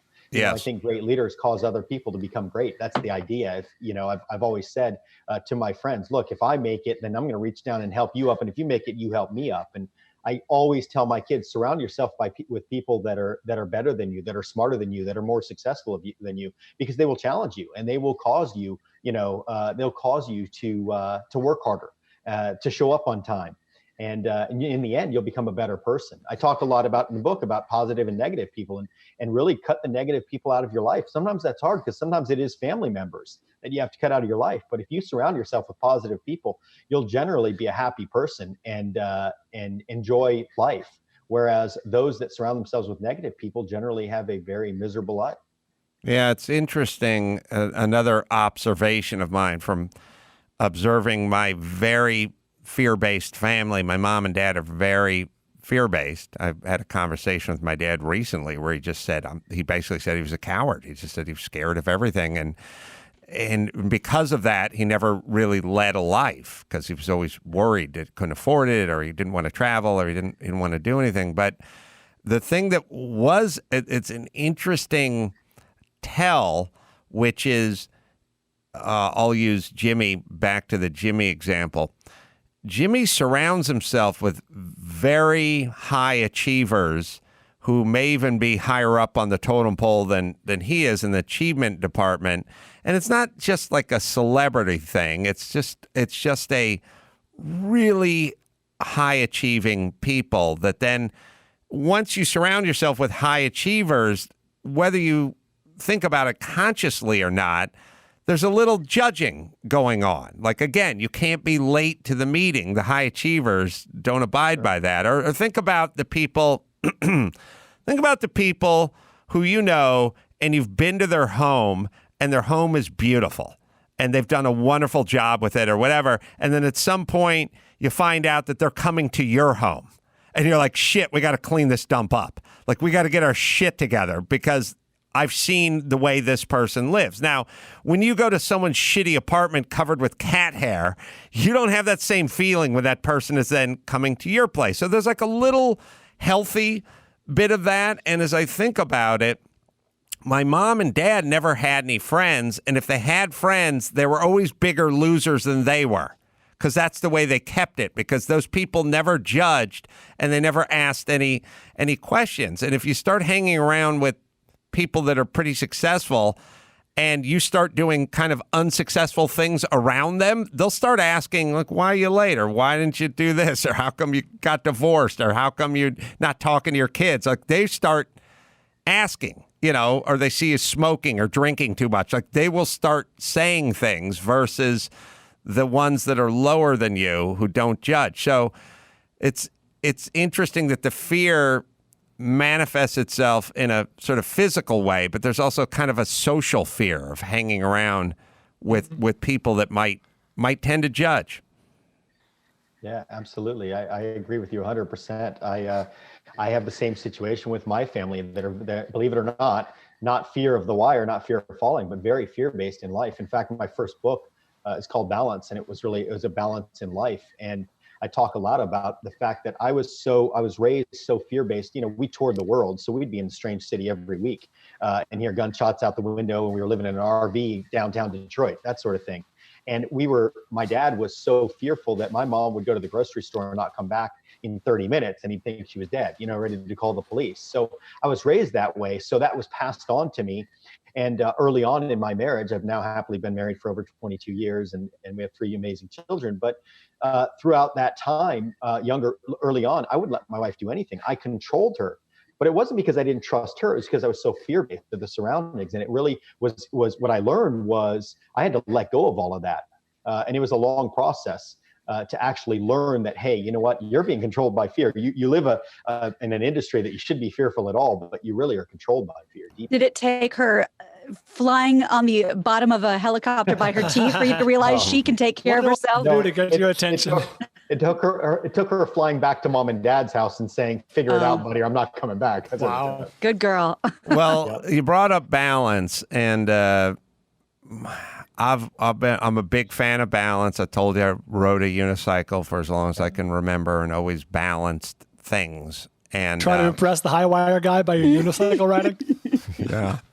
It was a whole 9 inches off the ground.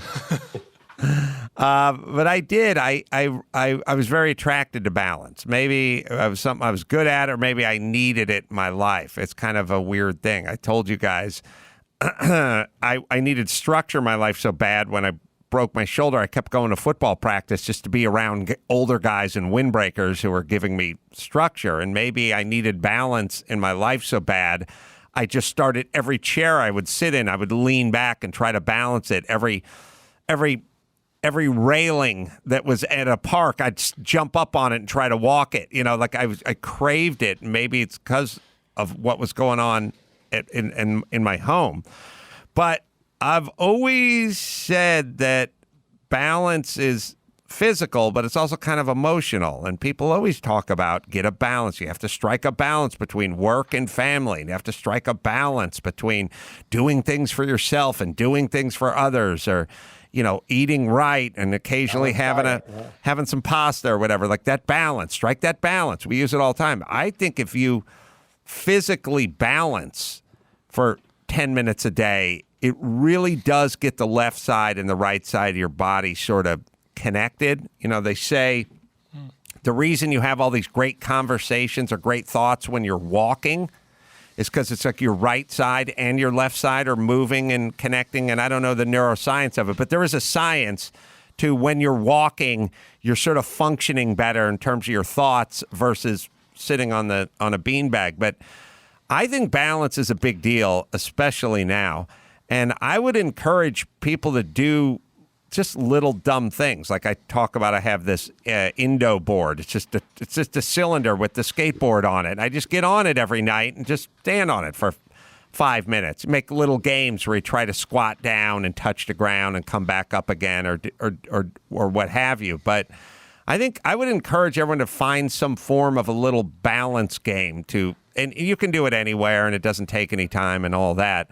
But thoughts, Nick, on balance? Yeah, look, I agree with you 100%. I think balance is a key to life in every aspect of life. And as you said, from a balanced diet all the way to, I even take it even further. And, you know, when we are listening to whether it be politics or on the religious side, but having a balance and hearing both sides, I think so many people are so prone this day to go one direction. And that's just all, you know, it comes to the ballots and you're going to vote DEM or REP, whether you like it or that's who I am, and that's through and through. Well, I encourage people to really do their research and have a balanced life in that aspect either.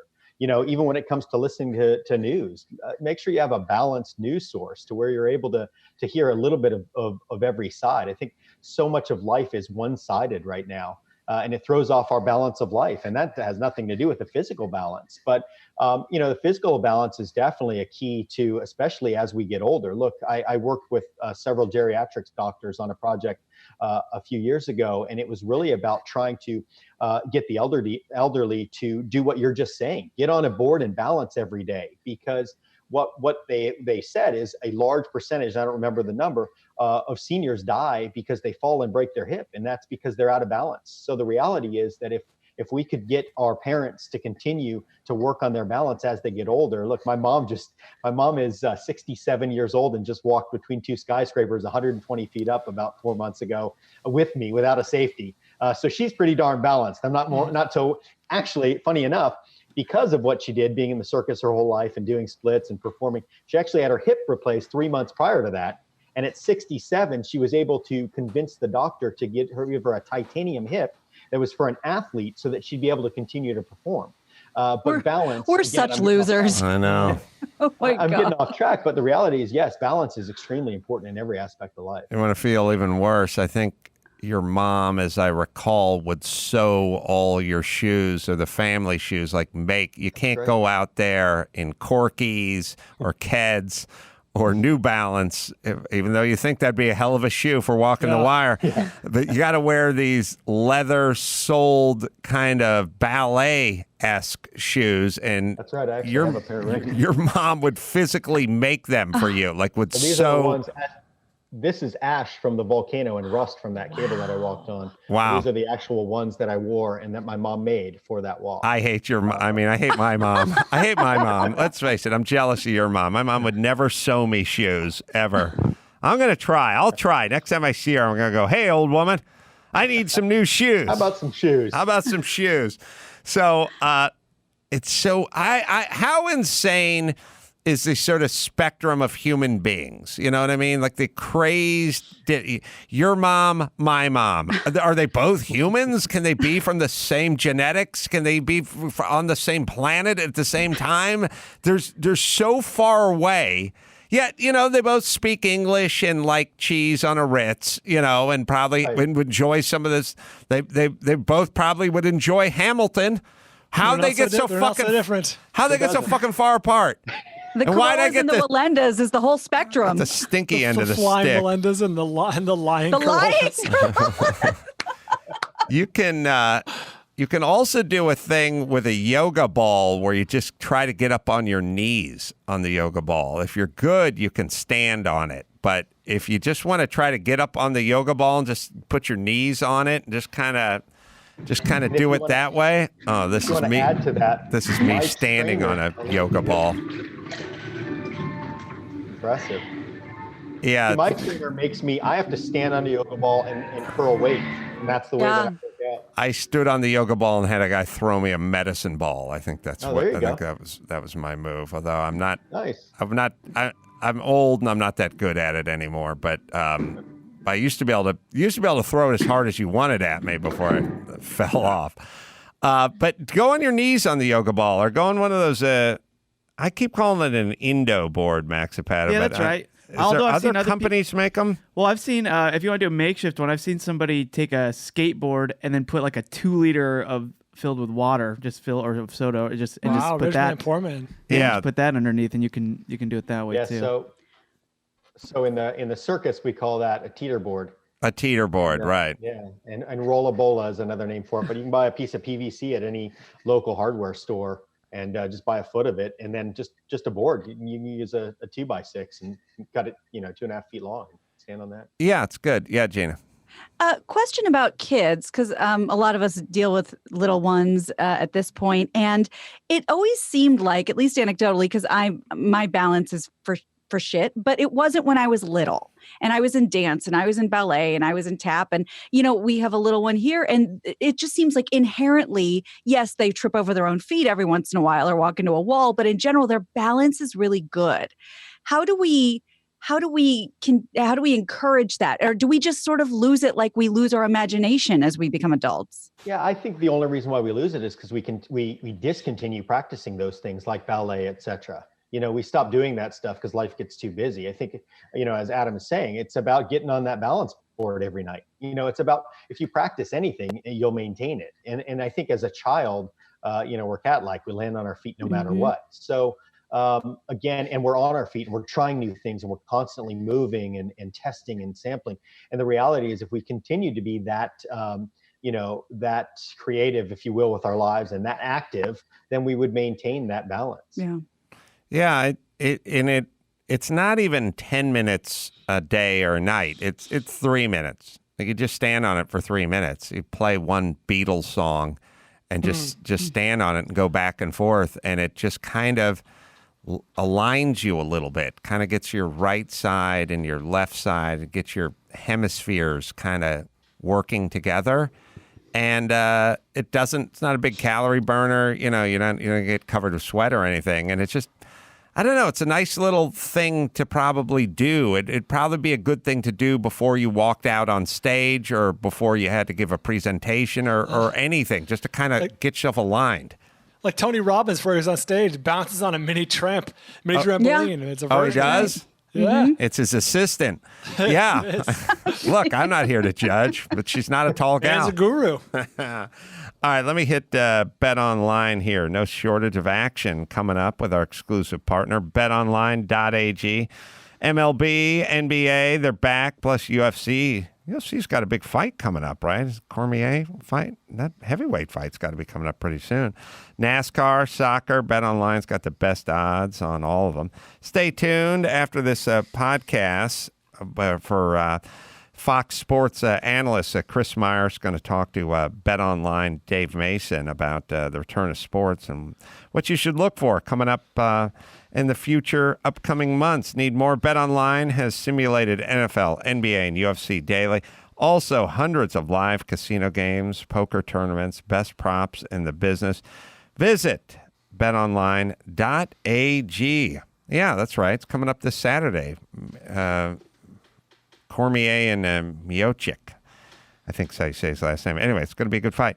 BetOnline.ag, our exclusive partner of Podcast One. And don't forget promo code Podcast One for your sign-up bonus today. Get going at BetOnline. All right, Nick, always inspiring to speak to you. Thanks so much. The book, Facing Fear, Step Out in Faith and Rise Above What's Holding You Back, and practical guide to overcoming fears. People, the fears, they will hold you back way more than being in a wheelchair if you let them. If you let it take a grip on you in terms of your life, you would much rather your child be confined to a wheelchair than have a fear-filled life. I've seen it. I've seen both my parents. I've seen their entire life. They've done nothing, and it's all because they're fear-based. And at least my dad kind of realizes it and regrets it. I'm not sure if my mom's aware of it, but it's the fear-based life is a squandered life. You should have a fear of a fear-based life. It's available on Amazon, by the way, coming out September 15th. Nik Wallenda, thanks for joining us again. Thanks for having me on again. Appreciate it. Always great. All right, we'll take a quick break. We'll come back. We'll do some news right after this. Give me the news with Grad. News with Gina Grad. Breaking viral. All those crazy Trump tweets. Give me news with Gina Grad. Trouble in the Middle East. Celebrity drunk meltdowns. Need news with Gina Grad. The news with Gina Grad. Well, Bill Cosby has filed a new appeal in the Supreme Court of Pennsylvania for the damnedest of reasons. According to Page 6, his attorney argues that his trial was not fair because it allowed 5 accusers to give decades-old testimony that swayed the jury against him. But wait, there's more. They also argue it was unfair to have included a deposition he gave in an old civil suit regarding his use of quaaludes and his sexual behavior because he believed the testimony was essentially immune from prosecution. Are you guys sort of just generally like me in that there's just no way this could happen to Henry Winkler? You know what I mean? Like if your thing was like, hey man, I've been married to the same woman for 41 years. I mind my business. You know, I'm a gentleman. Like it's impossible. Like there's a way humans think. And I'll bring it around to this COVID thing. But it's like someone was saying to me, they sent me a tweet. They're like, oh, just because you don't know anyone who got COVID or no one who got sick by it or none of your family members are sick or none of your friends are sick, that then affects your decision making. And I go, yeah, I factor it in. Like the same way I would factor it in if a bunch of people I knew dropped dead. Like I would factor it in big time. You know what I mean? Like I factor everything in. And this notion of like, there's a whole bunch of people that are saying the same thing about Bill Cosby. I'm sort of like, he deserves a day in court, but I tend to believe that this is what happened because a whole bunch of people are saying the same thing. And it would be absurd if you think about it, like if you just picked out going back to my dad. How could this ever work on my dad? You know what I mean? Or how could this ever work on someone who just never engaged in it at all? It requires a mover and a shaker. You got to be somewhere around there. Now, maybe not every story is exactly as it was told, but you have to be alone with a lot of women and you have to have sex with a lot of those women, right? Yeah. So and the two reasons given are, A, those stories are really old, and B, hey, I thought I had immunity. Yeah, that wasn't supposed to count. Yeah. These are flimsy defenses. Yeah, not great. It's a weird argument for really anything, which is, but the time ran out. Like, yeah, I did it, but it's been long enough. Arguing the technicality is always, kind of rubs me the wrong way. Like, oh, that shouldn't count. It's too old. Or I was promised that wouldn't come back to haunt me or whatever it was. Yeah, although I think his first... God, he did do like a deposition with somebody where it was supposed to be sealed or something, and it was a lot of the information from that deposition that did come back to get him. But anyway. Loophole. I think Dr. Drew once said to me that you don't want the female urinary tract, I think, from 0 to 60, and you don't want the male urinary tract from 60 beyond, or some version of that, which kind of made sense to me at the time. You would like Bill Cosby's life from 0 to 70, but not from 70 on. Oh. No, right? Mm-hmm. All right, yes. Sorry. So let's talk a little bit of COVID, but mostly some Fauci news, some vaccine news. First of all, Vladimir Putin's claim that Russia has the first coronavirus vaccine ready to be administered was met with worldwide skepticism by Dr. Fauci. Certainly, he's not buying it. The country's top infectious disease expert is casting doubt on the science and safety of the Russian vaccine and believes they're taking an unnecessary risk, as we talked about. Putin says he's already given it to his daughter. Fauci says he hopes Russia has, quote, actually definitively proven that the vaccine is safe and effective. I seriously doubt they've done that. He added the U.S. is working on a number of vaccines and, quote, if we wanted to take the chance of hurting a lot of people or giving them something that doesn't work, we could start doing this, next week if we wanted to. But that's not the way it works. So that's his feelings on Russia saying we're first. Get those college kids on that Russian stuff, the good Russian stuff, we can salvage the Pac-12 season. That's right. Maybe a hearty stock. Yeah, right. They can handle it. That was the other thing I was thinking when they said, they're testing this on whoever, and then by October it'll be essential workers and whatever. In Russia, do you get a choice? Or do they just come to your house and say you'll be taking a vaccine now? I was going to say, imagine being in Russia and refusing the vaccine. Yeah. I don't think it goes well for you. Yeah, I don't know. Yeah.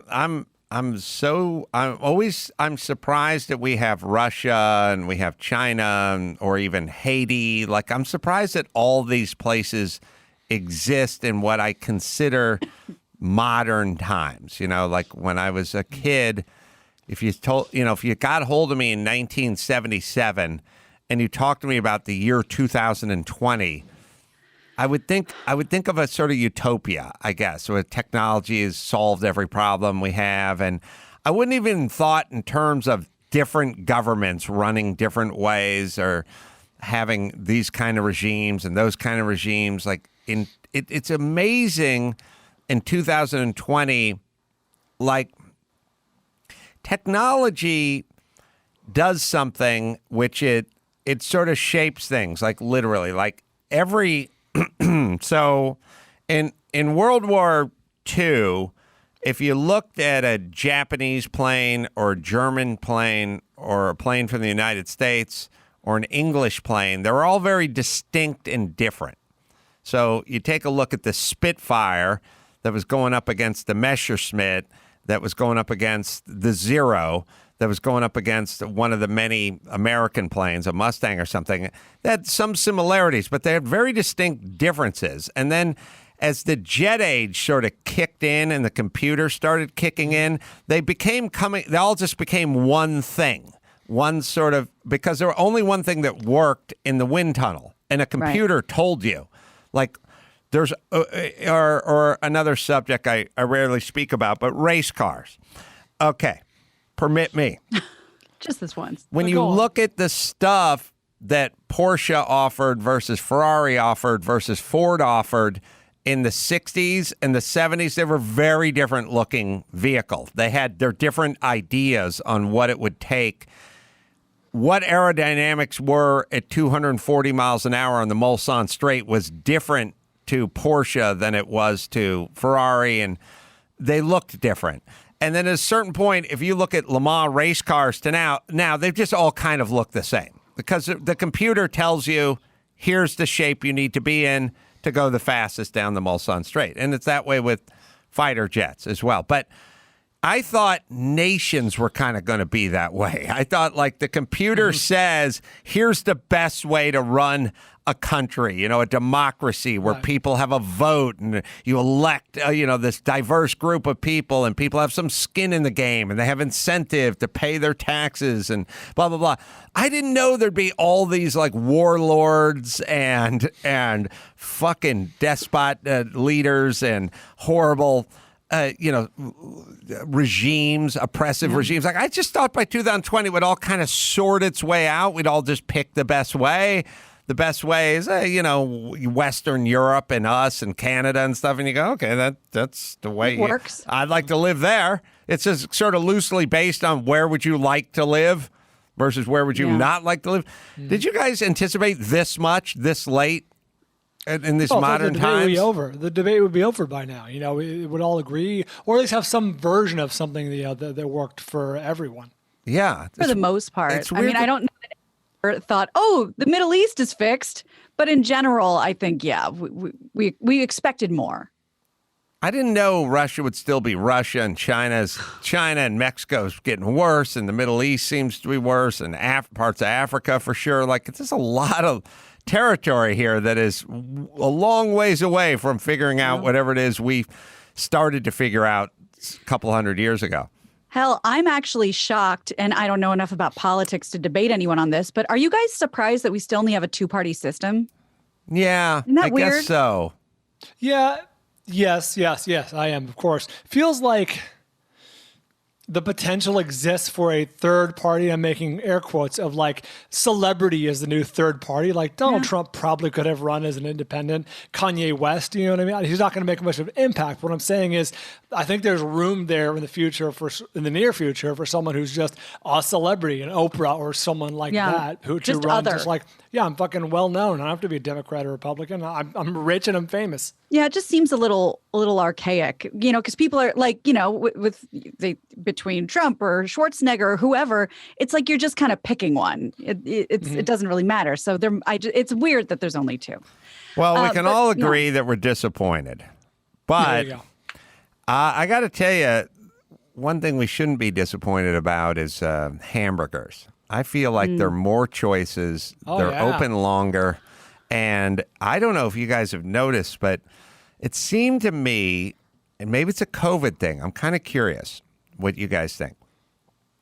A few years ago, McDonald's kind of seemed to be where, I don't know, Budweiser was, which is, they're big and they're ubiquitous, but no one I know wants a Budweiser. They want their craft beer and an IPA or whatever it is, and they're getting the good stuff. And McDonald's seemed to have kind of lost its luster a little, like from when you were a kid, and my kids want to go to In-N-Out Burger and blah, blah, blah. I've been noticing since this COVID thing of walking through airports, I've seen lines for McDonald's now.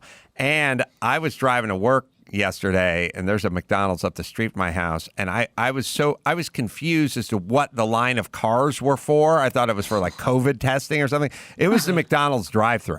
I mean, there were 35 cars, and I thought to myself, is this COVID thing getting us all back to that comfort familiar, like, I want that filet of fish? And it's like, I didn't want the filet of fish before this. Now I yearn for the days of the filet of fish. Is that what's going on? I believe that to be 100% correct. On the drive back from Sedona, the 8-hour drive back, we stopped to pee, and Christy's like, I'm going to get a Diet Coke at the drive-thru at McDonald's off the highway, obviously, not a huge line. But then she was in line, she goes, you know what, I'm getting a cheeseburger. I'm like, you are? When's the last time I had a McDonald's cheeseburgers? I'm getting a cheeseburger. Got 3 bites into it. It's like, this is disgusting. But it was, like you said, the psychological, this is comfort food. This is what we all remember. Yeah. I don't know if their stock's up, but I mean, they seem to be flailing a little bit a few years ago, and they are back, man. All right, let me hit Madison Reed, Mister. If you're getting a little gray, fellas, in the hair or in the beard, or probably both, and you want to clean it up a little, might I suggest Madison Reed, Mister. I use Madison Reed, Mister. It's a little kit. Comes with some gloves. Put the gloves on.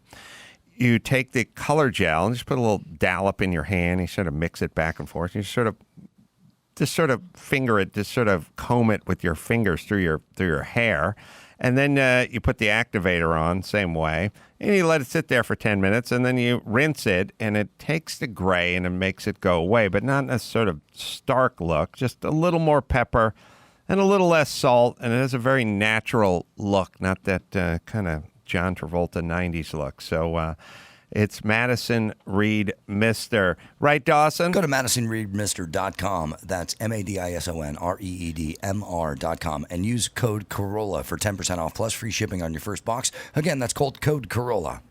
All right, Gina, what else? Well, speaking of balance in the world, which I think we're sorely lacking, now scientists, Fauci, other guys that just speak on the topic of vaccinations and COVID-19, just giving the data, are getting death threats. So Fauci is one of them, and now he and his family require round-the-clock security in the face of harassment and death threats from people angry over his guidance on the pandemic.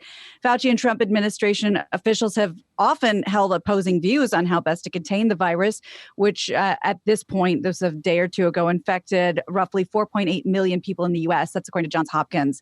Public safety guidelines like wearing face coverings, social distancing, avoiding big crowds, they've become a point of contention with many people. Fauci said in a recent interview on the subject that there's a degree of anti-science feeling in this country, which he believes is related to a mistrust in authority that spills into science being looked at as an authoritative figure. He's getting death threats for talking about the vaccine? Yeah, he has security, around-the-clock security. Actually, that's why I threw in, scientists in general, because on Teresa and my podcast, we just talked about Dr. Osterholm, who's another scientist infectious disease scientist that speaks about this constantly. And he said, if I don't get a death threat, it's a good day. And these are just, scientists at universities, mild-mannered dudes talking about data. Did he get... Max Pata, did he start getting death threats after the Jim Jordan thing? Because I think that's what set it off. I mean, it's not saying when. He's actually being very private about like the exact specifications, but yeah, him and his daughters have been getting them lately. I started hearing it after he got into this, dust up with Jim Jordan, and that's when I first started hearing about it. So, and I think those are maybe the religious people that don't like him talking about church or something like that. Maybe. I think this was started. The ultimate cancel culture. I think it started with the Jim Jordan, the testimony I think there he gave. I think we did it when we were in our dark week. Yeah. The story really broke August 5th, like last week. So that's about the right timeline. Is that about right? Like, I don't know what the date is anymore. Oh, yeah, exactly. Today's 12th. So it was during Dark Week, so. When was that Jim Jordan stuff? Was that like on a Friday or something? Yeah, it was Thursday, like on the Friday? Friday before that, yeah. I think that Jim Jordan stuff is what's causing it, or most of it. I don't think it's vaccine. I think the Jim Jordan discussion / debate is what got people fired up. Well, Adam, rare that I get to shit on your point so quickly. I found a story from April 2nd saying nation's top coronavirus expert, Dr. Fauci, forced to beef up security as death threats increase. Wow, so before the Jim Jordan thing. So this is an old story, I guess.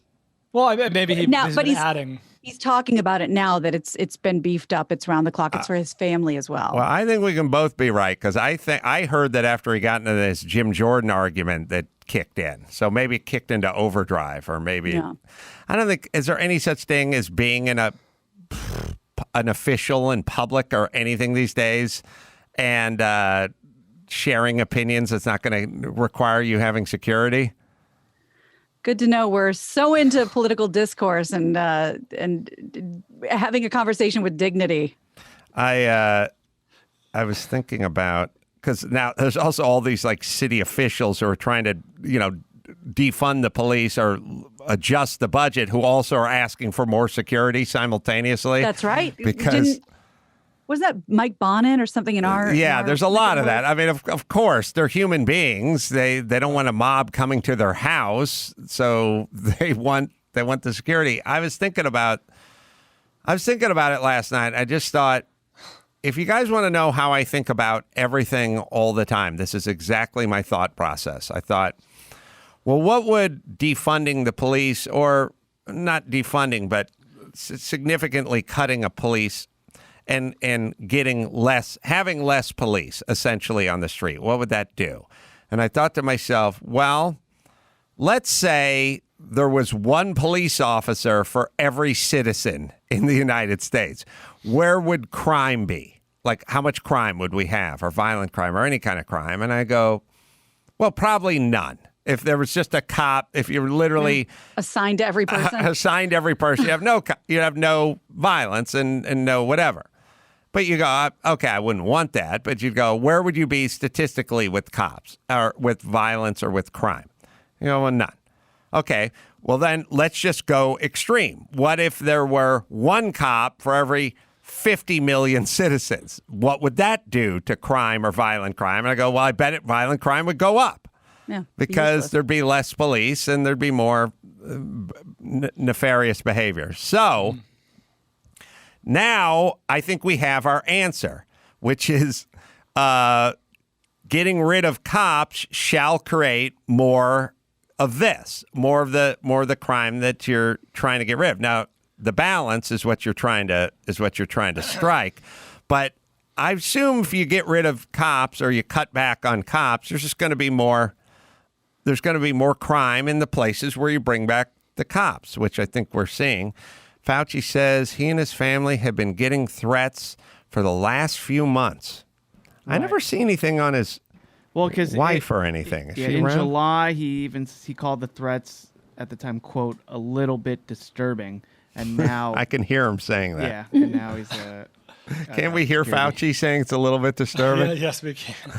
Well, anyway, let's get it together, people. Leave Fauci alone. And speaking of, to your point about the police, in Seattle, where all hell's broken loose for a while, they did vote to defund the police and, by an extreme amount of money and manpower. And guess who's quitting? Who I think just had enough of this shit. She was in the spotlight for a hot minute. They're defunding her precinct, and she's done. Is the police chief Carmen Best, who we saw a lot of in the news. I don't know if you saw her. She's a black female, I think. Mm-hmm. Yeah. Yeah, and she's just said, "I'm out." Yeah. After all this, I don't know what people are expecting out of like getting rid of the cops. I would say or reining them in quite a bit. I think in just a small experiment we've conducted over the last couple of months, I don't think it's a good outcome. Look to chop. Look to chop. Everyone look to chop. I was doing a show earlier today. I was doing Ace on the House, and a guy called in from Portland, and he's like, my office was downtown Portland. You can't really go down there. Like, it's just like you can't use the office. And I thought, oh, that's wonderful. Brian, yes? Yeah, back to the original story for a second. It's funny, Adam, that you said, I don't know if it was a happy accident or Freudian slip or just the way you think, but like you said, if what Fauci's getting these ridiculous death threats for expressing his opinion, it's funny because he's not expressing his opinion. He's a scientist and he's expressing data and statistics. And I think I've said it before on the show. It's going to become a fucking mantra. Everyone says, oh, we're so divided. We're so divided these days. There is a fucking anti-intellectualism in this country that is fucking crushing this country. There's fucking 106,000 people dead because of anti-intellectualism, where it's like people think it's fucking Fauci's opinion. That's the problem. They're giving him death threats. He's like, you don't know more than me. You're not better than me. Yes, he is. He's a fucking scientist. Shut your mouth and listen to him. Well, that's why he said that science is being looked at as an authority figure, and people don't like authority figures. Yeah, well, it's crushing this country. I hate to shit on your point, but the beef that a lot of people are having with Fauci is he's saying no churches and no gatherings, and then when they say to him, well, then how about protests? He goes, I don't have an opinion on that. And that's the problem. So now that isn't science. So his science first thing he backs off of when they ask him about what about protests then? If you don't like large gatherings, then will you come out against protests? And he says no. Is that the Jim Jordan exchange you're talking about? Yeah, that's the Jim Jordan exchange. What but that's then the general explains thing. the death threats he got between April and August? No, I'm not saying I'm clear on this. He had it long before that. I'm saying he's not sticking wholly to science. He's weaving some policies in here. He's not going just on science. If he's going just on science, he's saying no gatherings, and that includes protests. I'll acknowledge. And that's I'm what ignorant. got a lot of people agitated. I'm acknowledging that I'm ignorant to that. It happened when you're on Dark Week, and I didn't see it. So yeah, well, it's all getting politicized. But his science is science, but it's also political as well. He's not just going straight science. He's working some policies in as well. I don't know. Do you have that, Max Zapata? I'm getting it, yeah. Brian, if you were up and up on this while you were at a chakra resort, I would drive there and smack you in the face. Yeah. Did not say. All right, I'll let Max Zapata find that exchange, and then I'll tell you first about Geico. Right now, Geico's offering an extra 15% on car and motorcycle and RV insurance as well. That's 15% on top of the money you could already save if you're going with Geico. So why would you go anywhere else? Never been a better time to switch and save or stay with Geico and get the extra 15% off when you switch by October 7th. Visit geico.com and learn more at Geico. You got that exchange. Yeah, I saw it. It was trending, I think, the day we had our dark week or the Monday we had our... It was the Friday we were heading up to San Antonio. Oh, it was a Friday of the dark week. Sorry. Thank you, Mr. Chairman. Dr. Fauci, do protests increase the spread of the virus?